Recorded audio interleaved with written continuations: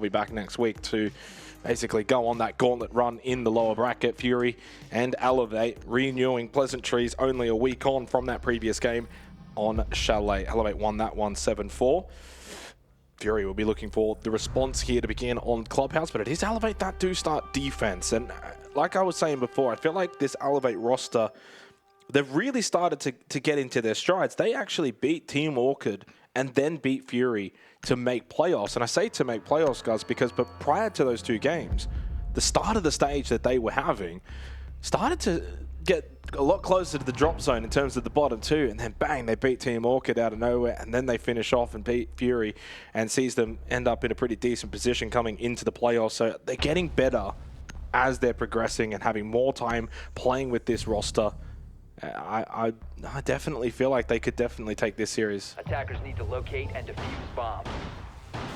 I Bandit, Double Hard Breach, Ace, Maverick, the bans for this matchup. So heavy focus in terms of Hard Breach, both Denial and the Hard Breach itself, which has become pretty commonplace here on Clubhouse, given just how critical those reinforcements are and opening up for the attacker, keeping closed for defense. It's basement round 1. Elevate will be looking to get off to a good start here on the defensive side.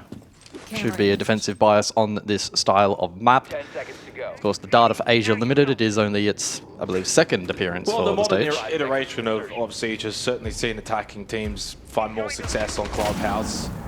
It hasn't quite been to an extent, yeah. Cut and dry, where in the past you could easily sit back, say defense favor, but definitely expecting Elevate to start well here. Elevate not choosing this map. It was Fury that selected Clubhouse. Elevate. The fact that the Chalet was allowed, I mean, we're talking about a 1-week differential here. And that's on the board, and Elevate beat Fury on that map. They now get to choose it here for this series is certainly surprising, because, I mean, 7-4, it's a decent result. Fury may look at that, though, and think, okay, we'll VOD review it. We'll figure out some of the issues and definitely get a second crack at it. Nighthaven Labs, if required, the deciding map of this series, and the way that so far the APL playoffs have been going, I think you'd be safer to bet for a 3-mapper than a 2-mapper, especially in a series such as this one. I mean, I don't think there's a lot separating these two teams. And the big one for me in this series to watch is probably Firelord. He's copped some criticism so far in this stage. Many kind of view him as the weak link when it comes to this Fury roster, his ability to impact and have noticeable impact in games.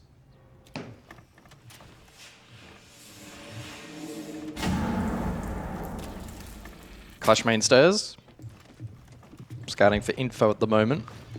Yeah, I think for Firelord it really just comes down to being able to gain a little bit more experience, only being on the roster for a couple of months at this point. Previously in the Tier 2 scene of SEA. And Crit J hasn't had a great group stage either. We know how good Crit J can be.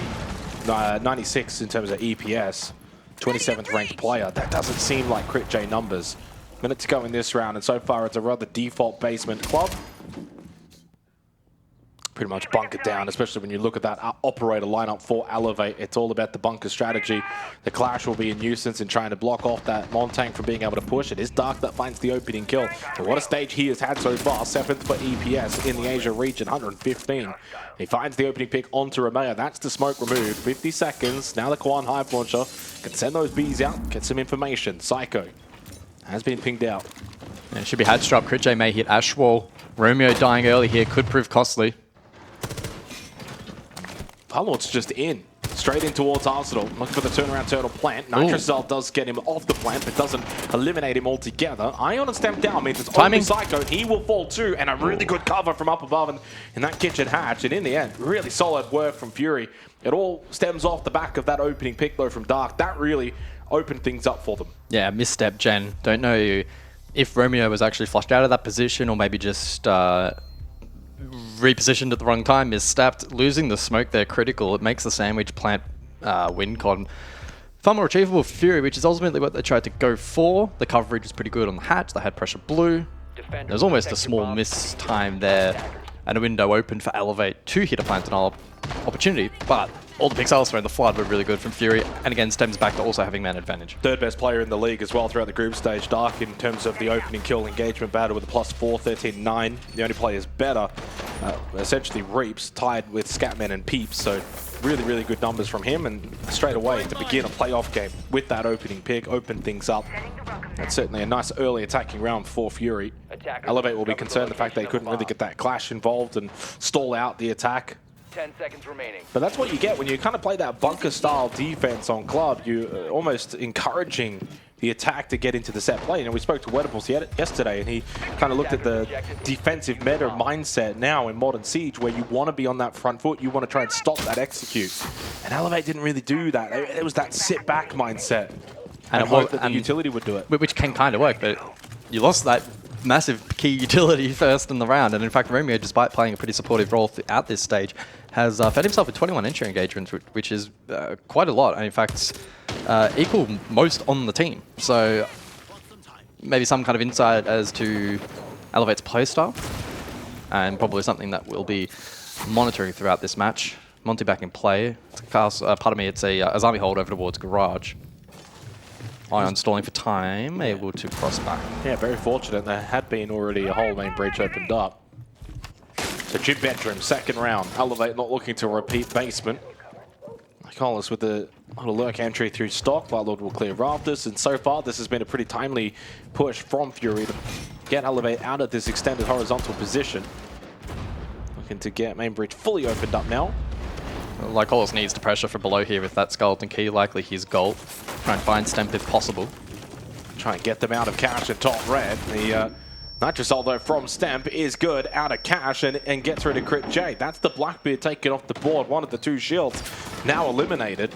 A good start here for Elevate in this round. It's a classical horizontal extension. Gym Bedroom over to cash and red. They extended it even further with the rafters hold and trying to delay on the main breach with the Zoto canisters. And so far they've played it really well. Now you can just fall back, play 5 site. You've got the early advantage. Chopped up from Elevate at the moment. Now it's all about the final round execution. Yeah, playing for the late round trade. Did well to escape unharmed. Still one Nitro in hand as well. And F-Not mines may be scattered closer towards that objective, and that will be another layer of security for the defense. Yellow ping below.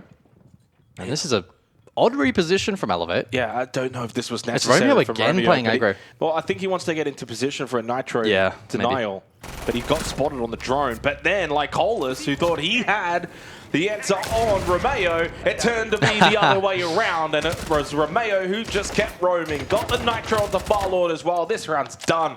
So far, some clinical siege from Elevate. This is a very, very resounding round win. Yeah, it was a slightly risky reposition from that particular midpoint of the round, but clearly successful, and the Nitro all but confirming that round. Deserves a flawless here. Yeah, I would say so. Yeah, I mean, clean start to the round, good peel. Fury didn't catch anything on that rotation. Left a little bit stagnant, tried to make a play work below, and maybe a bit of a shortcoming in info. Jump out to confirm it.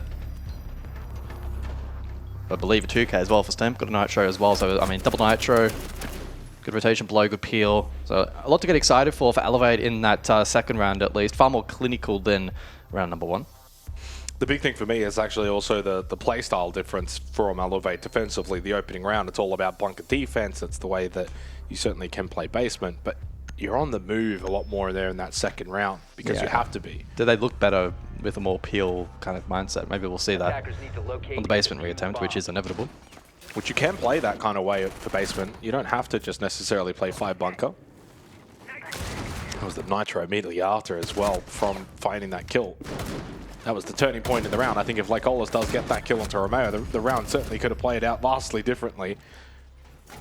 A solid round win for Elevate in response to what was, in the end, a pretty comfortable opening round for Fury, 1-1. Sets us up nice and early for the further expectations that this may end up being a rather drawn-out series between these two, but I would say evenly matched teams. Now we go to Cash and CCTV for the third round. Swapping mags! So Castle in play and barricades below, suggesting that Elevate are going to look to exploit that lounge area. Opens up win cons late rounds such as the double Nitro. Oh, great timing from Romeo on that spawn peek attempt or the barricade bang. BG Man was taken low, and had that have been an opening pick for Elevate, losing the one and only primary hard breach available would have very much hurt them, especially opening up Kennel's wall and potentially a con later on in the round. What's interesting as well, I'm looking at some of the numbers here, but it's usually like Colas that plays more of the shield operators. Farlord at times will be more employed to play things like Twitch. So it seems like a bit of a change up at least coming into this. Maybe to maybe help conscious out role, Farlord. yeah, try and just put him on a role that's less frag dependent and maybe find a bit of comfort that way. Try and help out both of them. Colas and Farlord both statistically towards the bottom end of the EPS rankings.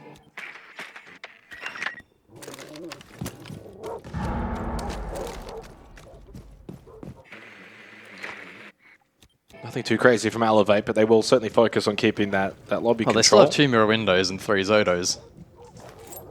One of those mirror windows now deployed. I believe top of red. Wall frozen. And the mirror to follow. So they will actively mirror trick the wall, get rid of 1 exothermic.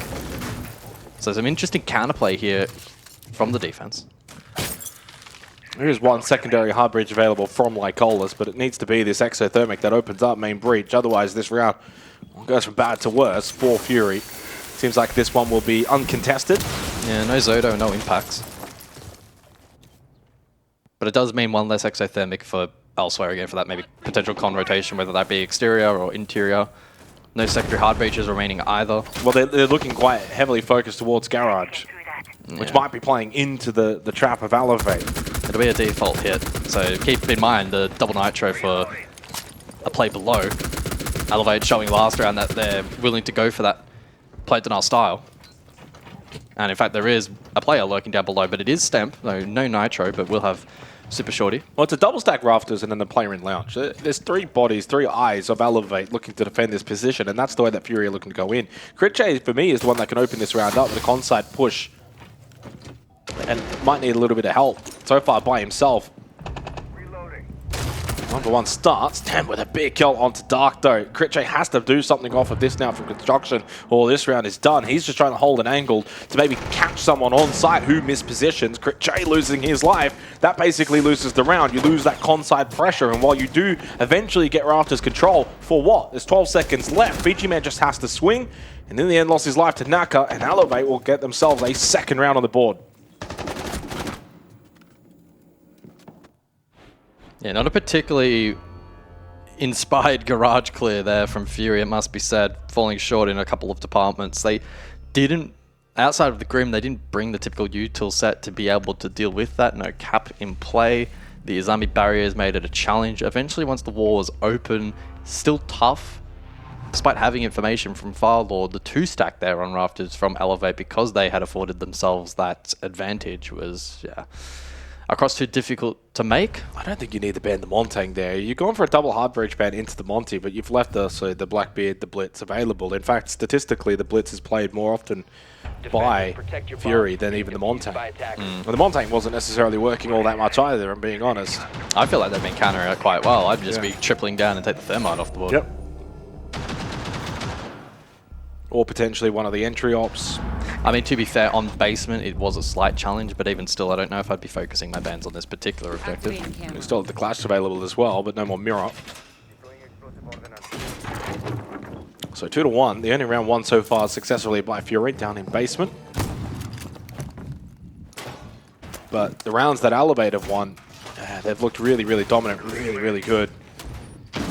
And I think that the other factor in this as well, no one from Elevate on the defense is throwing their life away. They're not misstepping, mispositioning. They had the one Romeo moment round 1, which directly resulted in the loss, but outside of that, it's been very clean. Yeah.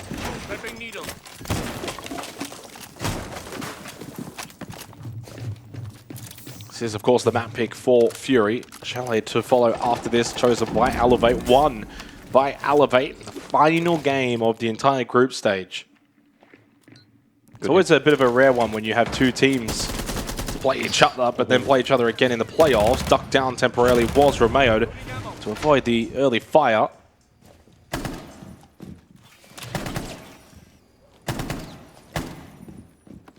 They look better, though, when they're moving around this map, and even there, right from Farlord, you're playing Blackbeard, and the way that you're walking around that doorway just lackadaisical, gets punished.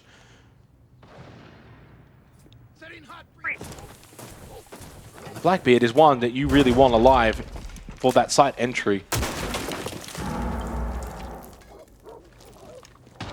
Now the question is for Elevate, do you call off this roam and go back, play site? Oh, that's easier said than done though. The pressure is coming elsewhere. But Romeo found another kill Rafters. Don't forget, this is Church Arsenal. It's an extensive hold up above from Elevate.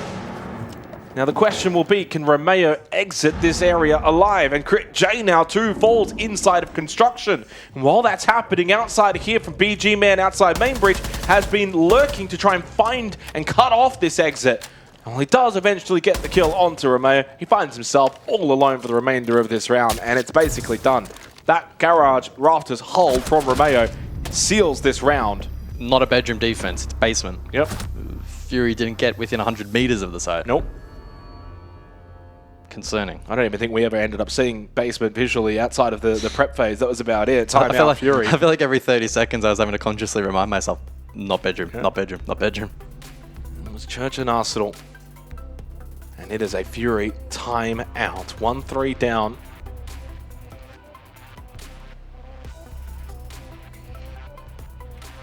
As I said before, we've only had one clubhouse in Asia so far, so stats are a bit hard to come by. But there is a region that loves clubhouse. It is our region in terms of Oceania. It's been played 11 out of 37 times.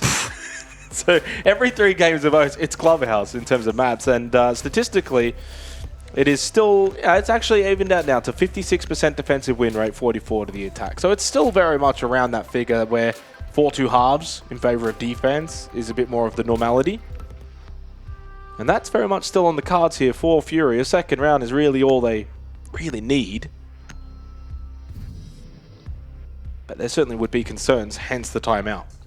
Attackers need to Well, it's 3 rounds in a row where Elevate have had 4-3-4 players left remaining, respectively. So they are dominant rounds, they are very one-sided, and Fury are more often than not struggling to have any meaningful impact inside of the objectives themselves. It's the off-site play and the peel, and we've seen that a couple of times now, where Elevate are getting the upper hand. It might be as minute as one pick and fall off and they forfeit the space, but they're then making up for that later on and making it very difficult to enter the site. You look perplexed. 10 Like I seconds to could go. continue to hear the attack pause music for a little bit longer than it's 5 supposed to. seconds to insertion. Yeah, 6-2 for Ion, but it was honestly been 2 really big rounds from Romeo. You think about we've had 4 rounds played. He's actually been heavily involved in 3 of them, 1 negative in terms of the opening round, but then the Rafters hold that we just saw, and then before that it was the main stairs flank into the double kill with the Nitro. Stamp 5-1. I think that throughout the co-streams for Asia League, it was always interesting when people really kind of compare, not comparing, but Stemp has a very similar name to someone who's quite popular right now from North America in EU. Wait, who? Stempen? Stemp? Well, this is Stemp. I think there's another one called Stempen. I'm not too sure. Beats me. If he keeps playing like this, there'll be people asking when's Stemp playing. So another extension from Elevate. 3 cash side with the clash top red. And all eyes over towards Kennel's breach as Farlord himself will breach forward through garage. Frag grenade sent top red. Lion scan sent out. Lycol is still with full belt of view till on the Capital. Again, they send the buck down below, this time dark, but Stemp finds the first. And the second. Okay. And almost the third. If it wasn't for being a Blackbeard, I think that would have certainly been Farlord's demise. Well, this is getting very concerning, especially off the back of the timeout. Dark does remonstrate, gets one back, brings it to a 3 versus 4 with still time available for Fury. But so much work to be done. Even just clearing this clash top red with Kiva barriers. It's a fortified position on the map.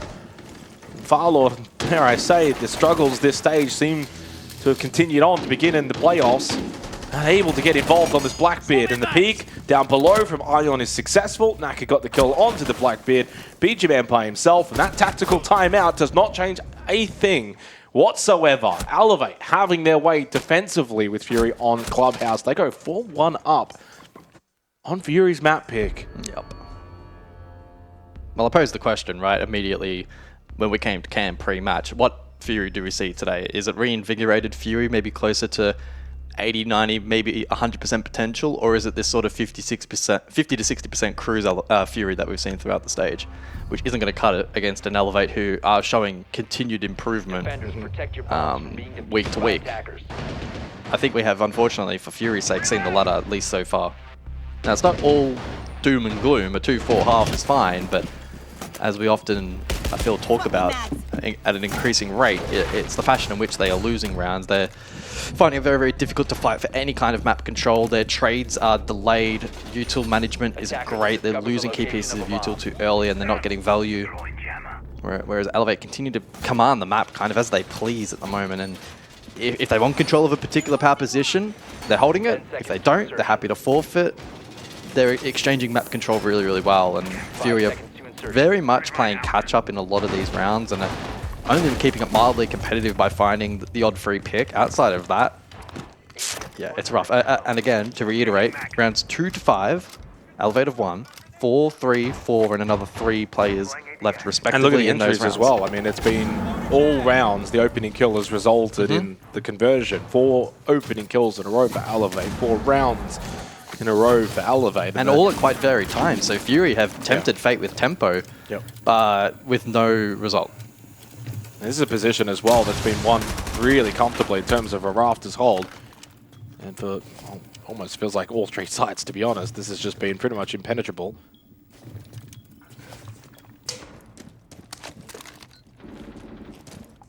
Well, they've been to Kali for the final attack, so we'll see how much of an impact that's able to have.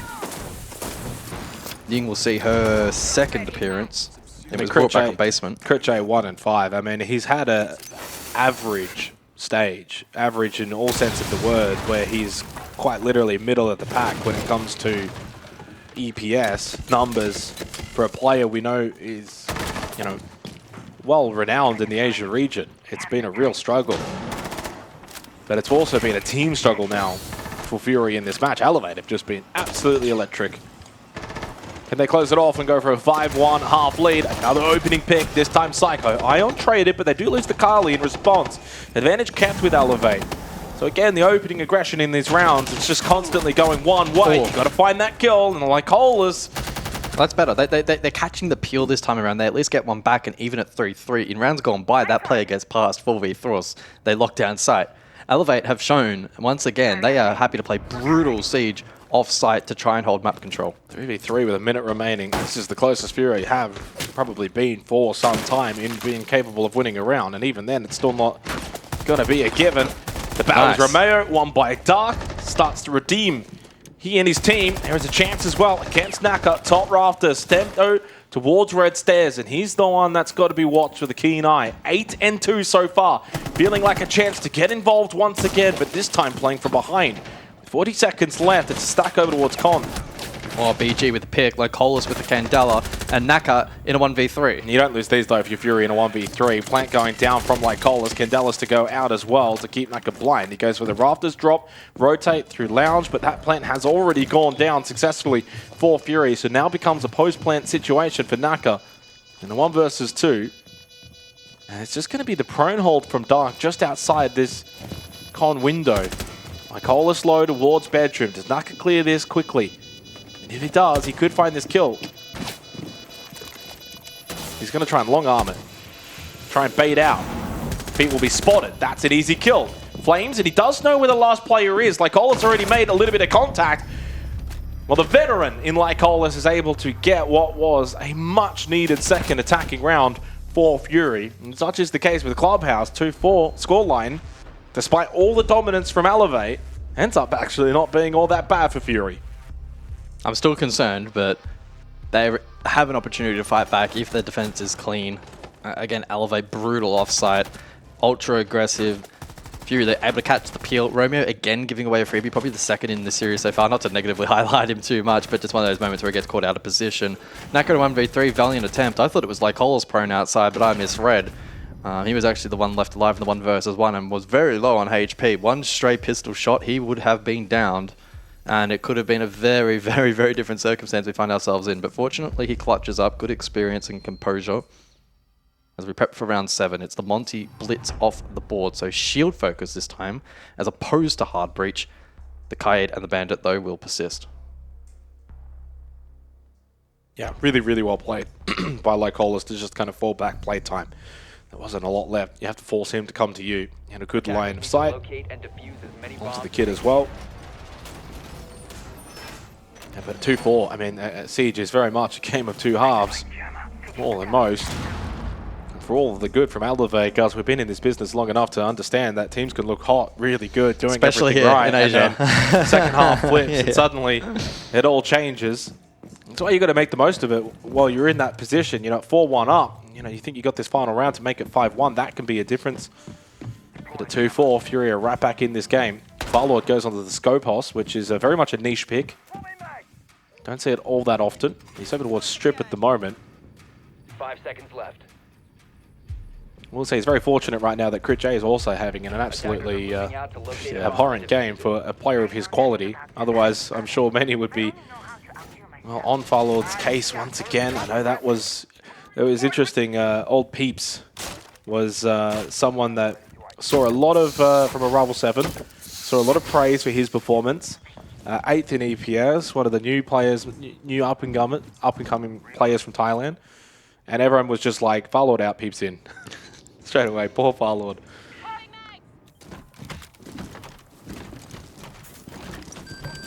Naka with Diffuser here. And Romeo on shield 2 blue. Clash a good counter, and we'll see if Fury can maybe play off of that, but they'll need to commit to the position. Also, blue control. Psycho finds the first, but CritJ will respond. So finds a big pick at an important moment in the round, and Stemp also falls, but they're trading once more. 2 minutes on the clock, and Naka still pressuring from dirt. They got Farlord in kitchen as well. I mean, with the player advantage now, this is a very, very winnable round for Fury. Ooh. Good swing from Ion, and the second shot onto Crit J is filthy. I thought the first was nice, but the second is just bloodthirsty. And Farlord will make his way back in and finds himself with well over a minute on the clock, which is not ideal here as the defender because it gives Naka and Ion plenty of time to figure out how they want to proceed. They don't have to rush this. Naka's going to look to stick the plant. Surely Hallway's being watched. No, Ion caught. So it's a 1v1 post plant. Blackbeard versus Scopos. Wow. Okay. Well, there you go. For everyone wanting to give Farlord a bit of the old heave-ho for Peeps, Farlord clutches up. Huge round win for Fury. I mean, he did a really good job of breaking the cross. We could see the yellow ping Fury had basement default still up, so they would have been able to see those feet at range, give the yellow ping, good swing, well composed, then just reset for the second. It's almost like the hit from Elevate was too quick. They didn't even deal with defaults. Well, I mean, it wasn't necessarily just the pacing, it was also the positioning because it was so blue-centric and dirt that no one was on that side of the map. Maybe if they had their time over, they would have tried to compose for that, but I guess at that point it was a pretty minute piece of utility either way. It was impactful. Does mean that 2K, what was a very nice 2K from Ion at towards the end of that round, all for a little bit of nothing, and Fury are right back in this game. Now it's 3-4. Now it's game on. Gets a bit more interesting for sure. Still one concern though, Fury have not found an opening kill since round 1. Yep. I probably sound like the biggest skeptic right now, but I also still just want to see Fury on the tertiaries. Because teams can often get away playing a little bit weaker on a basement club, but in the modern meta here on this map, you can get very exposed on bedroom and especially CC if you're having an off day. So well, you say that, my biggest thing that I need to see is if Crit J can start to perform, that might be enough to get this team over the line here on Clubhouse. That's the only element to their roster that is not really firing. Yep, certainly more well-rounded from Elevate at the moment, and we saw that with their heavy emphasis on pure defense before. It was a good synced up team effort. And we'll see if Fury employs something similar here. They have Dark on the Tubarel, and so Zoda is in play. That can stall out the primary hard breach, which has been doubled down by Elevate. They have those available, as Fury themselves electing to take shields off the board. Immediately looking to open up Jacuzzi. Mute Jam is in play, but that wall not disrupted. Maybe Elevate will look to simplify here a little bit, maybe go for a more Jacuzzi-centric Logi drop play, as opposed to going for the full map clear, which I think is perhaps the correct call. I mean, it's a 3-stack Jacuzzi at the moment. Did they just send it? There's no one top main. Could be weakness here for Fury. Like Holes does just like a little bit for the Logi rotate. Haven't cleared out bathroom though. You've got no pressure logistics. I think it's, and now known there's a player inside a gym. At that point, you can't really just try and run this through a Jacuzzi. Oh, awkward flash. Flash basically does nothing. They're still concerned about somebody top main. And I think that's the correct call from Elevate, but little do they know it is in fact clear, and a drone may confirm that. I think if they know top main's clear, they probably go for it. They already knew the player was inside a gym. The drone doesn't change much. The nade, though, well, does help. And they're certainly trying to push Crit J around. He is getting bullied inside a gym. Thought maybe for a second he might go for the vault out. I think he was tempted, and maybe if it was ranked, he would have. But not here with a minute left. It's all about the survivability on the Fenrir. Keeps himself alive. They're very focused on trying to get this kill. Ion does get the opening kill, and that trend continues in favor of Elevate as Dark will fall. No more Tuber out. No response either from Fury to trade.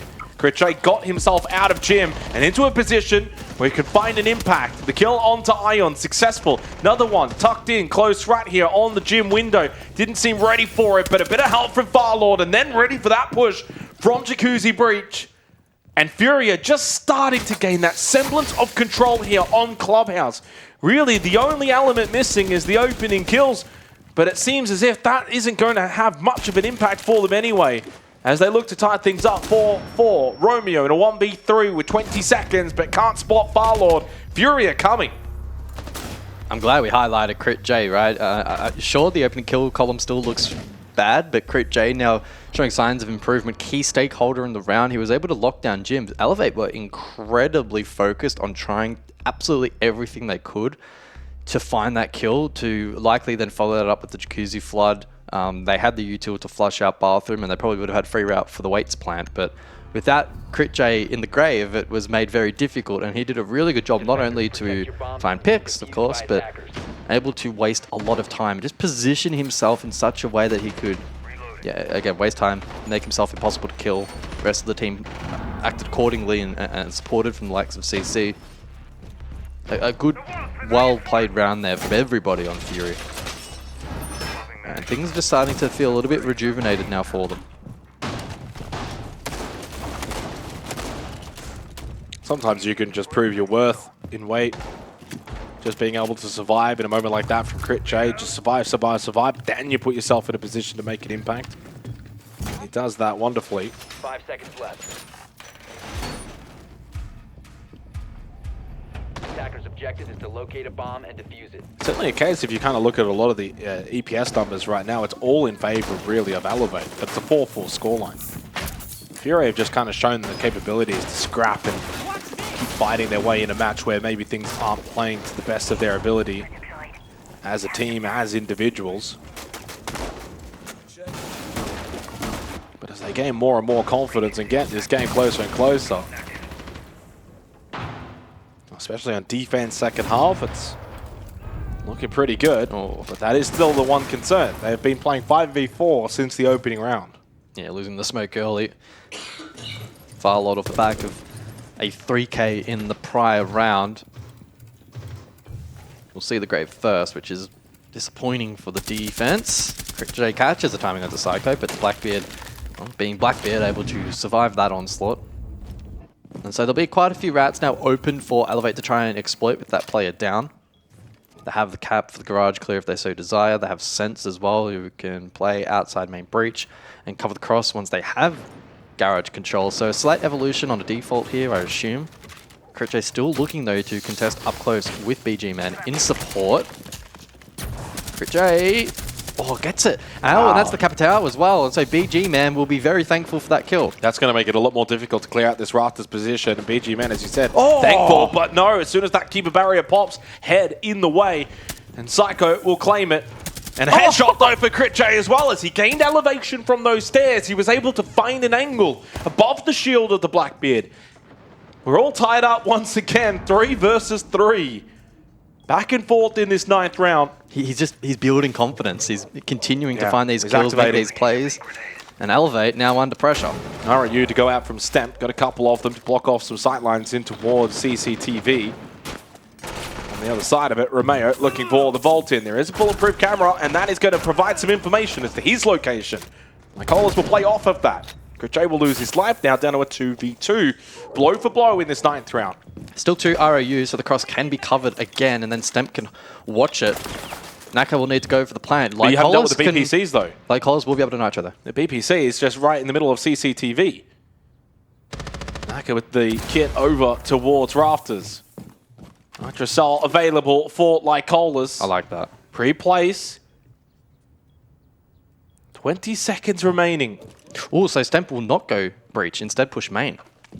But there's barbed wire. He wants to deal. Oh, nitro. okay. That's kind of smart, but you've only got 13 seconds remaining. But it does allow Naka to go for a bit more of a default kind of plant, or at least plant behind this rack here. 7 seconds. Now you got to get on it. So far, so good. Stamp has some ROUs available if he so wishes to choose it. Of course, that Nitrocell no longer available to be activated. Denial below, but it missed. Dark does get the kill onto Naka, so he doesn't make his way out. And while the plant was not denied, he does find the planter. 2 versus 1. Stamp will stay on Repel, expecting the run out from Garage. Here's Lycolas, that's going for the shoulder peek as Dark gets closer, pistol in hand, not required because Lycolas and that older head is too sharp. 5-4, and Fury make it 4 rounds straight. Looking a lot better here on defense. Fury able to make that round work. We saw some really good individual plays from Elevate. You think about the garage clear with the Capital dead. That was great timing and coordination. We saw off the back of, I think, a drone in garage giving the call to clear to Nitro late rounds so they could play at default. Unfortunately, though, it just wasn't quite enough, and Fury able to dig deep, which has been a common theme, it feels like, throughout Clubhouse, despite so many statistical factors or KPIs against them. They just continue to grind away at these rounds.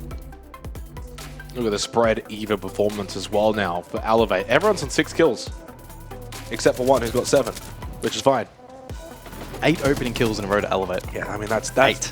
Well, I was going to, like, I've been saying that's a concern, but really, apparently it isn't, because it also is 4 of those 8 in a row now that have not been converted. It's quite intriguing when you look at the survivability of Fury in comparison to Elevate. Again, Elevate 4-3, 4-3.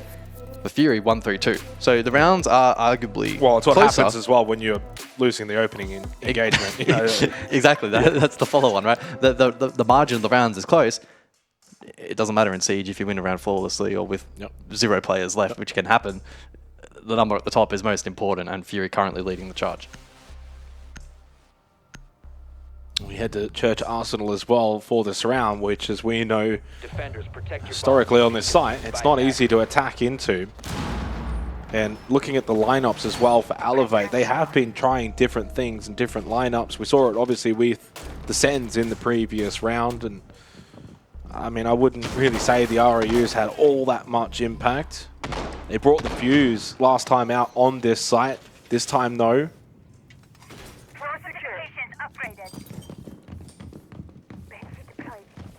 To bring the Grim.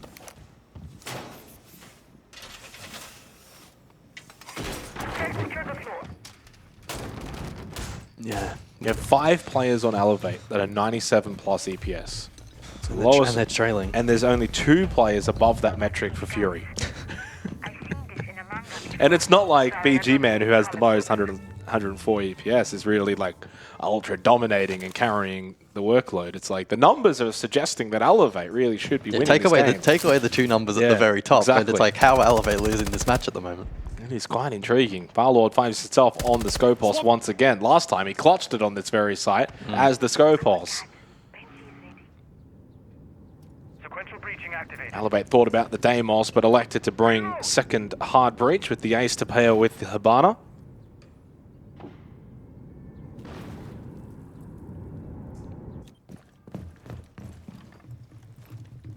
Semi-roam employed. Fury will look for info and drones. Likely not too keen on overstaying their welcome. Firelord can be left to his own devices on the Scopos and then swing in for a late flank or flick back to site. on his second shell. 10 drones still available to Elevate. So no shortage of information. Fury have been unable to impact that.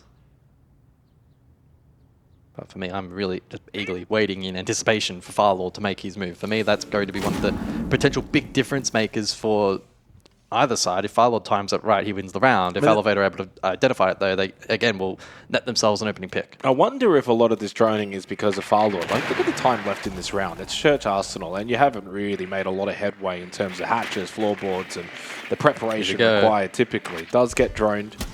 Firelord aware of it. Now, this is where you've got to decide, is this worth sticking around, or do you transfer back? And I think he's just going to go for the transfer back. Honestly, it's job done in terms of you've wasted so much time with all of the droning, and they have to still kind of go clear it to make sure he is actually left, and then you have to deal with his shell so he can't come back. But now you've got 50 seconds left. You've only just now started working on Kitchen Hatch. You only just now got your bark with the Skeleton Key opening up these floorboards. You're going to end up in a situation now where you're going to have 15 to 20 seconds to clear out this site. I will say, outside of the clash, the late round comp for Fury isn't great. They haven't even got Moto. Yeah, but no Nitro, no smokes. So Elevate can make a hatch drop work. It's just got to be very clean. It also, though, means that you're rushing into site. You have less information in terms of positions. Still got a clash to deal with as well deep inside the church. But it is another opening kill that goes the way of Elevate, as has been foretold, apparently, since the opening round. That is now apparently a requirement for Elevate to get the opening pick. But their odds of winning this round still short by the second. 3v3 into red time we go. Now a 2v2. They dealt with the clash. That's pretty nice. But BG Man tucked in nicely inside of Arsenal. And it leaves Ion with absolutely no hope in any chance of finding that round win. Why? Time. Like, you had 40 seconds and you're only just starting to work on hatches and floorboards. No wonder you run out of time. You sounded like the coach of Elevate. I mean, you could see it coming, though. Yeah, you're not wrong. Like, groundwork took a long time, and I think the additional layering of the scope host really compounded that, made it a challenge. I was still convinced the late round comp from Fury was going to not be great, but I probably did underestimate the power of the Izami as well. We saw that inside of Church, and that was great in counteracting the push through blue. There are a lot of safe positions for Fury to be able to play. Difficult for Elevate to clear. I kind of wish Elevate had have got the opening kill on the first round, because it could have been 10 straight. I wonder what the record is for opening kills in a row. I want to know what the record is for most opening kills resulting in a map loss. It's this. I think we might be watching it. It's 9. Someone out there smarter than us. I'm looking at Sprabuni. You need to find that stat. 9 opening kills straight. 9 of 10 overall. And they're about to lose this. That is an insane metric. I don't think I've ever seen round, by the anything way, like was the latest opening kill in all 10 rounds played at 23 seconds. So even though they got the opening pick, to follow up on that and then to try and control the remainder of the round, you got 20 seconds. You're in a gunfire fight that's just back and forth all around them. It's like old school Siege, 20-second meta. It doesn't fly these days. And they were also fortunate to deal with the clash relatively early in that little scrimmage. Like, imagine if the clash is up there with 5-10 seconds left and it's just blocking you from doing anything. 6-4. Fury, they deserve to win this. They deserve to win this, not based on a lot of the actual statistical numbers, but on another one. On what we're seeing in terms of the eye test. At this point, you may as well just give them the opening kill. Flash. Pipe is a hard bug, just for reference. That pipe not active. The res is active though, so BG Man back up. Fury still with 5, and the Nitro Cell also now reappears. The map extension though from Fury is at this point essentially non-existent. Yeah. Which is a concern at this point of the round. Yeah, it certainly is, and Jacuzzi's already opened up as well, but you do have the clash, full health like Hollis. So wherever the pressure may be, you can kind of rotate the Clash in that direction. Right now, he's also standing pretty deep in Jacuzzi Breach, so you can get some good information out towards the balcony. So you can kind of relay back over to the team and say, well, they're not really stacked here. They're going to be going con side, Logi side, prepare and get ready. You can also just put BG Man closer towards Stash. He's got a Nitro. Just don't have to have him play contact. Fury should know what's coming. I just saw like Colas have a peek outside that Jacuzzi Breach and saw absolutely nothing from the Clash. So they should be fully anticipating the con into Logi here. I just said that, word for word. Did you mention like Colas? Yeah, I did. Changing Really? mags. Word for word. Rob can attest to it. It's been a long day. It's already been a long day. We're not even halfway through it. Sorry. Well, Crit J low, 40 seconds. But it's good that we're on the same page. Sorry. Stamp does get the opening kill, by the way, for those keeping note at home. It is, though, 3v3. So with 30 seconds left, all tied up. I think it might be a con hit, Jake. Well, Ion is actually top main stairs at the moment, and he is full health. A couple of flashes available to get himself in towards site, but needs to deal with logistics. Valor, well, he went for the peak. Loses his life. Naka's the one that has got the kit. Towards Jim, could go for a wait plant here. Dark in bathroom, needs to make his way out, get involved. He can get Nitro. the sound cue. There is one inside of Jim. Nitro is available for both of these two players, but he's opting for the swing instead. Now, Psycho does get down, but BG Man traded by Naka means Elevate finally stopped the rut. 5 rounds straight for Fury, but no more. Elevate get themselves a 5th round. So winnable with Nitro. Did he not hear the sound cue? He heard the sound cue and he had the yellow ping. Yeah. Don't know what we're doing there. Playing Siege. I can't talk after my throw that round. Did you actually say that? I did. I was so locked in looking at everyone and just zoning out of what you were saying. I was like, I'm surely he's not saying that. Why? Am I not big brain enough? It's like, nah, he wouldn't. I underestimated you. 6-5 though, and I tell you, there's still every world in which for as good. Like, this has been a game of momentum swings, really. You had the 4 rounds straight from Elevate, followed by 5 rounds from Fury. Elevate break that deadlock now. They keep their opening kill streak going. They've gotten now 10 in a row. That's the only thing unchanged. Nothing's changed in that regard. And that too, by the way, was the opening pick at the 40-second mark. But the difference this time around, Elevate had certainly done their prep a lot better in the round. And look at that survival statistic. 2, 2, 2, 3, 1, 1, 3. So for the last 6 rounds, they've pretty much been very close towards the end of all of these rounds. Like, this has been a really, really close match, and I think highlights, there's not really much between these two teams. You can't really put them on a different level. How did you find something so obscure? Attackers dropped the diffuser. So it's Cash CC for the final round of regulation. Mine is ready. Last outing saw Fury win it, of course, with 2 players up. Opening kill was at the 2:27 mark, so there was early contact in that particular round. Went the way of Elevate and early contact again, and I was about to say perhaps again going the way of Elevate, but not to be. Well, the only thing I want from this game now is for that opening kill streak to continue. How long until it gets broken? I mean, if we go all the way to max OT and they win every single round, there has to be a streak somewhere.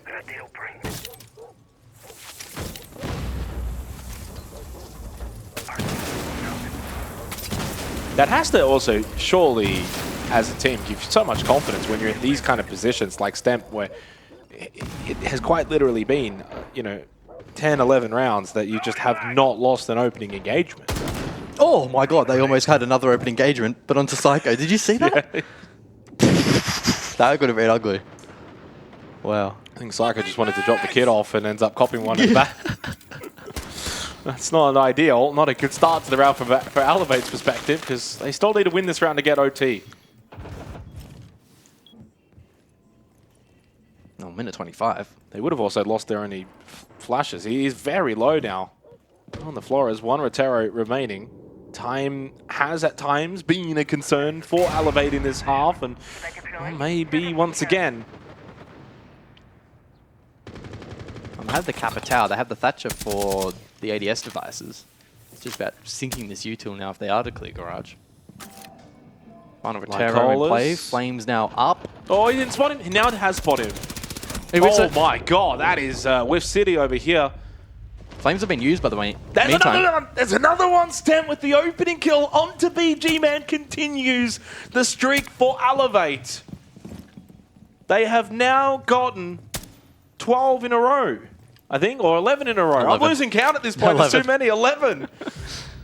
Ion, well, they might win this round and could look for 12 in a row if they don't get stopped in the final 30 seconds. Final gas bait from Farlord. Oh, little gun barrel through the doorway and a peek onto Romeo. Crit J activates in lounge and suddenly changes the complexion of this round into the final stages. plant denial, though, very limited here for Fury. And the RAU goes up as well. Shield screen to block off the vision. Naka, though, down towards Rafters. Claymore get through to Crit J. Ion the only one up, and then now it becomes a 1v1 with 1 second. You just gotta hide, but he can't hide for now. Farlord to close this out, pushes in, and the man that's been copying it all group stage clutches up for Fury, and they move 1-0 up in the series. That map has got to be the epitome of just grinding your way to the win. rounds straight for Elevate in terms of opening kills. They lose the map. It is unprecedented. I have never seen it before in my time at Siege. It is. I don't think Legends get beaten either. They were playing Siege on hard mode that entire time. Fury won a game where they were 4v5. Quite literally. Basically the whole entire game. That is absolutely insane. They deserve that one, but now they've got the task awaiting them, which is Elevate on Chalet, which they lost that only, well, 7 days ago, Gus. Yeah, I don't know how long Fury can really sustain this play style. It's going to be, a rough series for them still, of course. All right, short break. Chalet on the other side.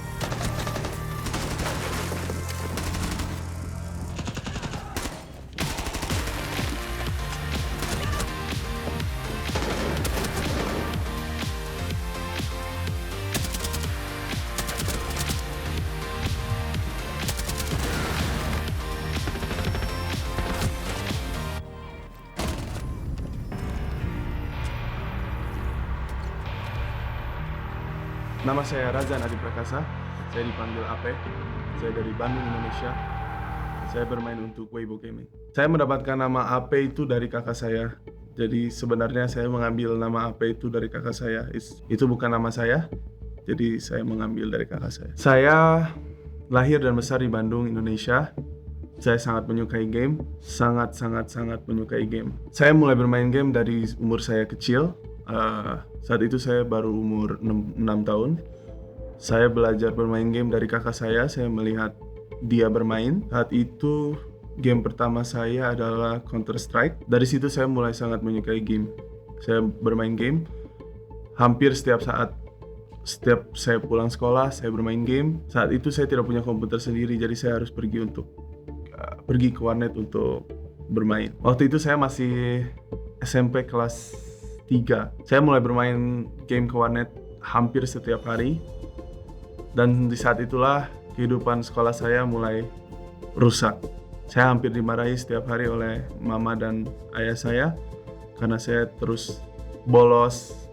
Saya bohong pergi ke sekolah karena waktu itu saya ketemu sama teman saya, salah satu teman saya yang waktu itu dia adalah pro player juga. Dia dari Bandung, nama dia Kenodi. Dialah salah satu orang yang berjasa menurut saya yang memperkenalkan saya terhadap game Rainbow Six Siege. Dan di saat itulah saya punya tekad untuk menjadi pro player.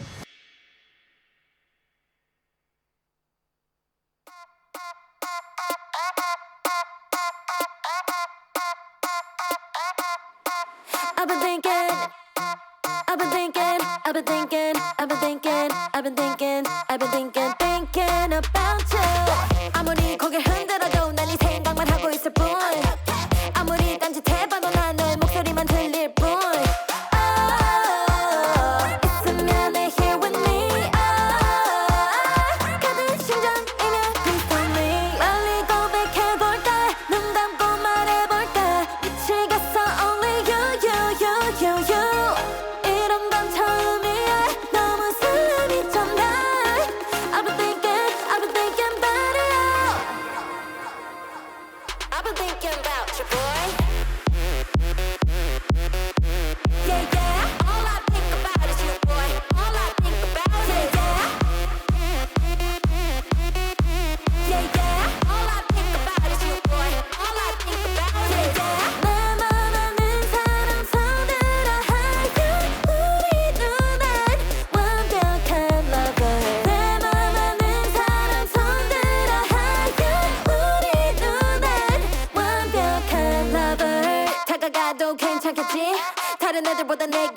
대신 단단하게 걸어가면 다들 속작 속작 My confidence is shooting through the roof 아무리 고개 흔들어도 난 네 생각만 하고 있을 뿐 아무리 딴짓해봐도 난 너의 목소리만 들릴 뿐 있으면 here with me 가득 심장이면 please tell me 빨리 고백해볼까 눈 감고 말해볼까 미치겠어 only you 이런 건 처음이야 너무 설레미쳤나 I've been thinking about it I've been thinking about you boy Yeah all I think about is you boy all I think about Yeah all I think about is you boy all I think about 내 맘 아는 사람 손들어 하여 우리 눈엔 완벽한 lover 내 맘 아는 사람 손들어 하여 우리 눈엔 완벽한 lover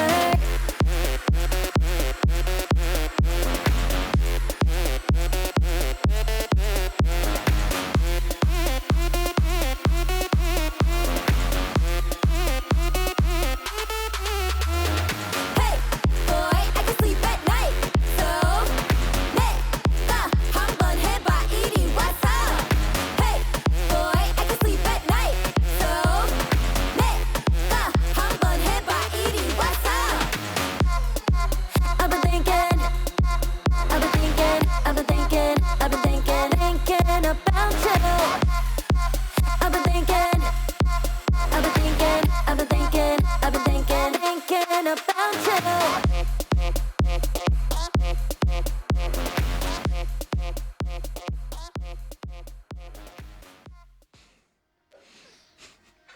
Alrighty, so game 2 coming our way. It's cold in here, isn't it, guys? It is freezing. Are we talking about Chalet? No, I'm talking about the studio. Ah, right. It's a bit chilly here in Melbourne. Yeah, it is, 11 degrees Celsius outside. I don't know what that is in Fahrenheit. Maybe about 50, 11 60, degrees I don't know. Celsius in Melbourne also feels like about 3. Yeah, true. Building's not well insulated. It's also Chalet too, so we're going to get a little bit more frosty. Elevate won this very map for what was the very last game of the group stage against this very team in Fury. And look, the opening map of Clubhouse was just one of the more bizarre games that we've covered in a very, very long time. It takes a lot to say the word bizarre as well, casting. And it certainly was bizarre. I mean, you save it for the right occasions. 11 opening kills straight for Elevate. I wonder if they can continue the streak here in Chalet. And if so, does it count? Attackers need to I would locate and count defuse as Across many the bombs series. as they can. Longest opening kill streak in a Rainbow Six Yeah. Siege esports series. Well, it didn't seem to mind Fury that they were essentially playing as a 4v5 for the entire map. Still won it out. So Fury 1-0 up in this series after taking their map pick of Clubhouse. I still think, despite everything, this series is shaping up as a 3-mapper. Yeah. Until proven otherwise. Chalet was a map, of course, that Elevate already got the job done. Now, there is always that old adage, which, you know, these two teams played this very map. The losing team can kind of look at what went wrong and try and fix those things, especially in a very short span of time. So it's still fresh in the minds of Fury in terms of how they lost this and what they can do to better it, hence why maybe they allowed it through. The first test is actually in this first half. They only got 2 defensive rounds. It was a 4-2 lead to Elevate off of this attack and defensive side. So for Fury, if they can at least get 3 or more, well, there's already an improvement. For those alt tab, the bans have been played through Blitz and Monty for attack, Kaid, Azami for defense. Very typical bans here on Chalet. Mayo was the MVP last time out on this map, but he was the lowest rated player on Clubhouse. Reloading. The highest rated players on Clubhouse, and I say players because 3 of the top 3 EPS players were all on Elevate on Club, yet they lost the map. It says it all, really, in terms of the bizarro world that we were in.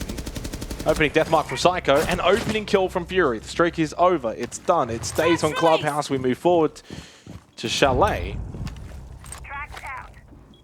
It's a 4v3 advantage. What happened? Someone just died, but it didn't show up. Okay. Doesn't matter. 3v3. Crit J evens it. And a nice explosive start here on Chalet in the second map of the series. What happened? I heard it. I did hear it, like, was it a Claymore? I don't actually know, but it didn't pop up in the kill feed, at least not right away. Yeah, I think I might have flickered for a frame. I don't know. Anyway, 3 versus 3. Midpoint of the round. Reloading. Can Fury hold on here defensively for the opening round? Elevate will need to collect themselves. 2 death marks available, 2 scans as well, and so they may be able to gain some information heading into the final execute. Still, they will need to clear from library across. Unbeknownst to them, it is relatively clear at this point in time. 1 player off-site piano. While Locolo's in the side itself respectively, but they reposition, reshuffle a little bit here to re-aggro inside of piano, maybe sensing an opportunity to gain an advantage. Well, one thing that Elevate were good on back on Clubhouse were when they were moving around the map, both defense and attack, when they got stalled out and they got stuck in certain positions, that's when they were certainly at their worst. And immediately you look at the lineup, the way that they're playing this round, seems like their pacing's already a little bit better. They got the early advantage. Swing for Quick J. Not really going to do a whole lot though. 30 seconds in the round. That was the other concern for Elevate as well. The time management on Clubhouse saw them at times, and with little time on the clock. While that vault-in was successful from Naka, he did get hurt. It doesn't matter, and Elevate will take the opening round of Chalet. Yeah, good stuff in that opening round there from Elevate, able to really lean heavily into both the Lion and the Deimos late round. Good scan, setting those defenders in position, and the death mark to make Mozzie's life increasingly difficult inside of piano. The streak got broken though, so I'm a little bit sad. Oh, yeah. I mean, to be fair, I think it's nice that we just leave it on club. A little club. It was starting to get a little ridiculous. As many bombs as they can. It is kind of funny though that Fury end up winning the round that they got the opening kill. Well, losing the round. It does continue the trend of the opening kill not being converted. It does continue that for a little bit longer. Yeah, I mean, as I said before, I think well worked around for Elevate. When they're moving around the map and they're pacing and they're the ones that are looking to find those engagements in off-angle positions, out of sight, they look really, really good. I think when Fury can get that bunker down, on-site defense, low time remaining in the round, that's when Fury are probably at their best and when they're winning rounds. Especially when it factors in the kit and trying to get that down. That's where Elevate really, really struggled at times on Clubhouse.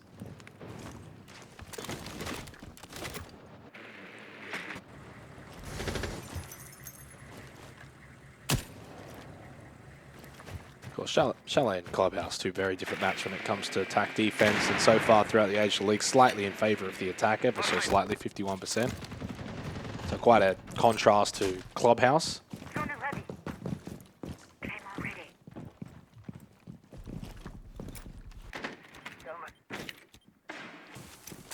Elevate, perhaps posturing for more direct take west across. They have the range hard breach in order to go for this play if they wish. They can post up somebody west main, which they have in Romeo, and make life quite difficult for the defense. Now the added twist is this clash, and Locol is currently positioned pillar. Dark as well in a position to have impact from above and may look to alleviate pressure on West Main alongside Crit J. So there will be pressure on Romeo as well to perform here and prevent those players from being able to push down the staircase and flank those below. Boiler open. And perhaps a route towards the objective as BG gets caught. You only lose the Melusi. It's not the end of the world. Once again, Fury finding themselves playing at a disadvantage. Little slip there moment from Lycolis away from the shield works. He does lose his shield and his life from that frag grenade. But I think a worthy trade evens things up despite the opening advantage for Elevate. 2 rounds in a row that it's a 3v3. And this is a trend that we saw quite a lot on for Clubhouse, where we've seen these low survival Attackers have rounds, recovered their diffuser. especially more in the second half. Stamp is just going to try and stick this plant in towards Wine. Got off it, got the kill onto Dark, and leaves Crypt J to try and salvage this in a 1v3. He cannot, and Elevate were just so close to Wine that they just thought, let's just walk in and just get the plant down, and Fury were not ready for that. Yeah, pretty persistent work there from Elevate. Did a good job initially setting up the groundwork for West Main. Romeo was tasked with being very patient and had impact late round. Prior to that, we saw the Clash Shield pressured, and despite the Clash finding 2 picks, like Coles in that instance, they were still then able to reset. They still had the pathing towards default, and still had enough structure in place to be able to execute that with one player holding the cross. So pretty good fundamentals there from Elevate. Applying good pressure. So far, so good, and leading into that theory that this very well could be going to all 3 maps. I mean, that was probably my initial consensus, even prior to the APL playoffs beginning. When you saw this as a matchup, it had all of the hallmarks of 2 evenly matched teams, and on the night could very much go toe to toe. 10 seconds left. Only 2 rounds in, and as was the case, of course, on Clubhouse, first half it was just all Elevate. They had a 4-1 lead, guys, before ultimately losing that. But there were the differences, especially being defense second half of Fury. What's Fury's attack going to be like in terms of the second half to come? Naka with a 5-1 start. The big concern for me now, and we're including statistics from both Clubhouse and Chalet, 122, 125, 126 EPS for Stemp, Ion, and Naka. Not a single player above 100 for Fury. So they're doing it, at least did it on Clubhouse, as that team effort and scrapping, and it's not quite the highest quality siege from them, but they've been able to scrap some rounds.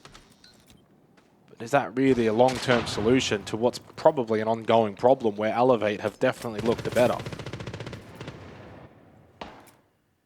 You said before, you said it even on Clubhouse, you get rid of the score at the top, and you probably think Elevate's winning.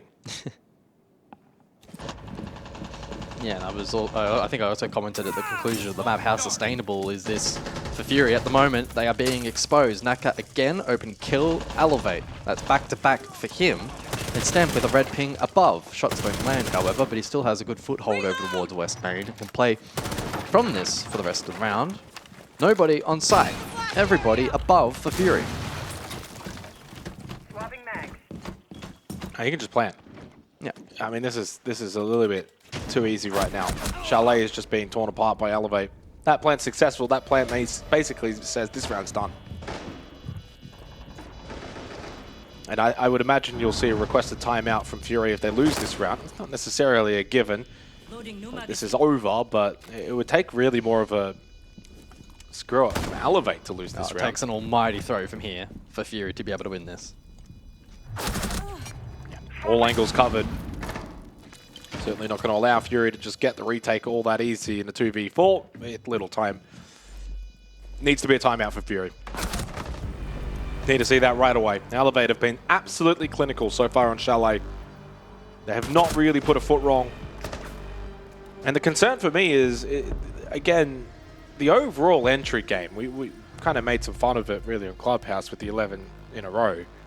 But it's continuing again here on Chalet outside of the opening round. In fact, it's kind of funny that on Clubhouse, the opening kill went the way of Fury on both maps, but then everything else so far has been Elevate. There is the timeout. I'm usually on the money with my timeouts. I like to pat myself on the back with those, but it's also pretty cut and dry. You're getting absolutely beaten to a pulp here on Chalet to begin. Like, nothing's working defensively at all for Fury.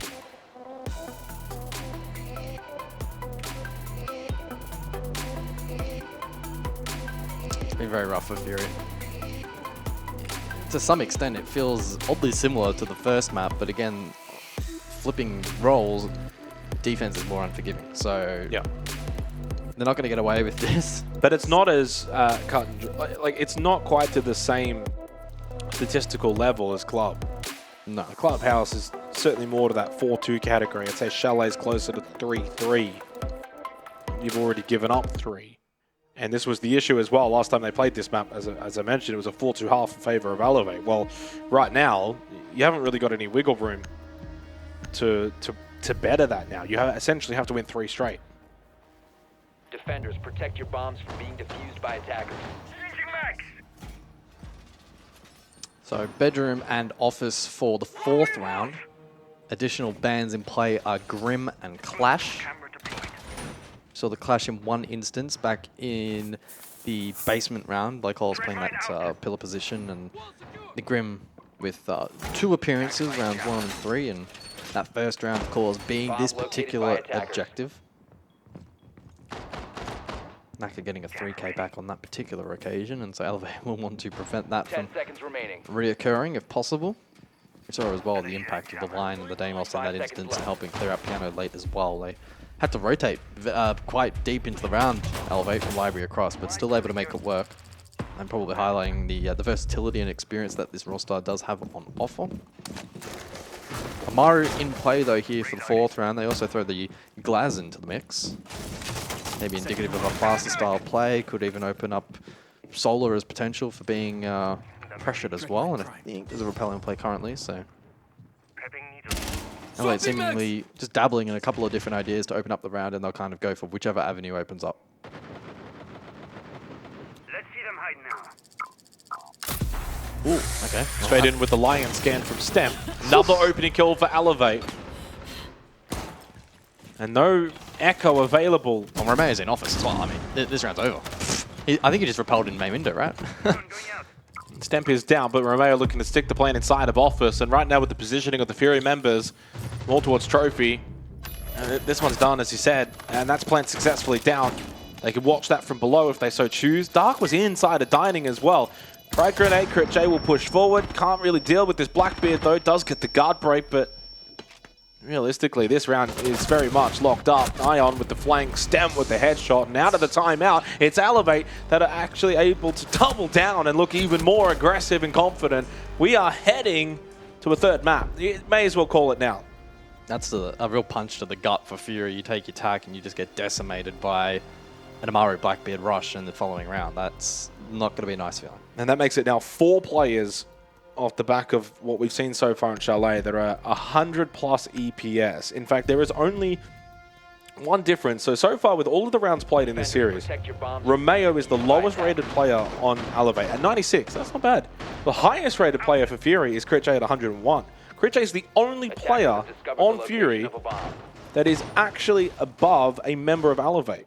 So of the 10 rated players in the server, 6 of them, in the top 6, 5 of them are Elevate, 1 is Fury. Yeah. All the numbers that we've got are suggesting that Elevate are dominating the series, and yet they find themselves a map down. But it's not going to be for long with what we're seeing here in Chalet. Labs is going to be intriguing. It's sort of a bit of a hybrid dynamic of the 2 maps that we're going to see before it. Operating under the assumption that 3rd map is required, but I think that's probably a pretty fair assessment at this point in time. Fury must win the next 2 rounds. They absolutely must win the next 2 rounds, and they have not been close. 0-3, 0-5, 0-3, 0-1. Those are the entry numbers for everyone not named Dark. Dark is 2-2. Dark is the only one that has got 2-1.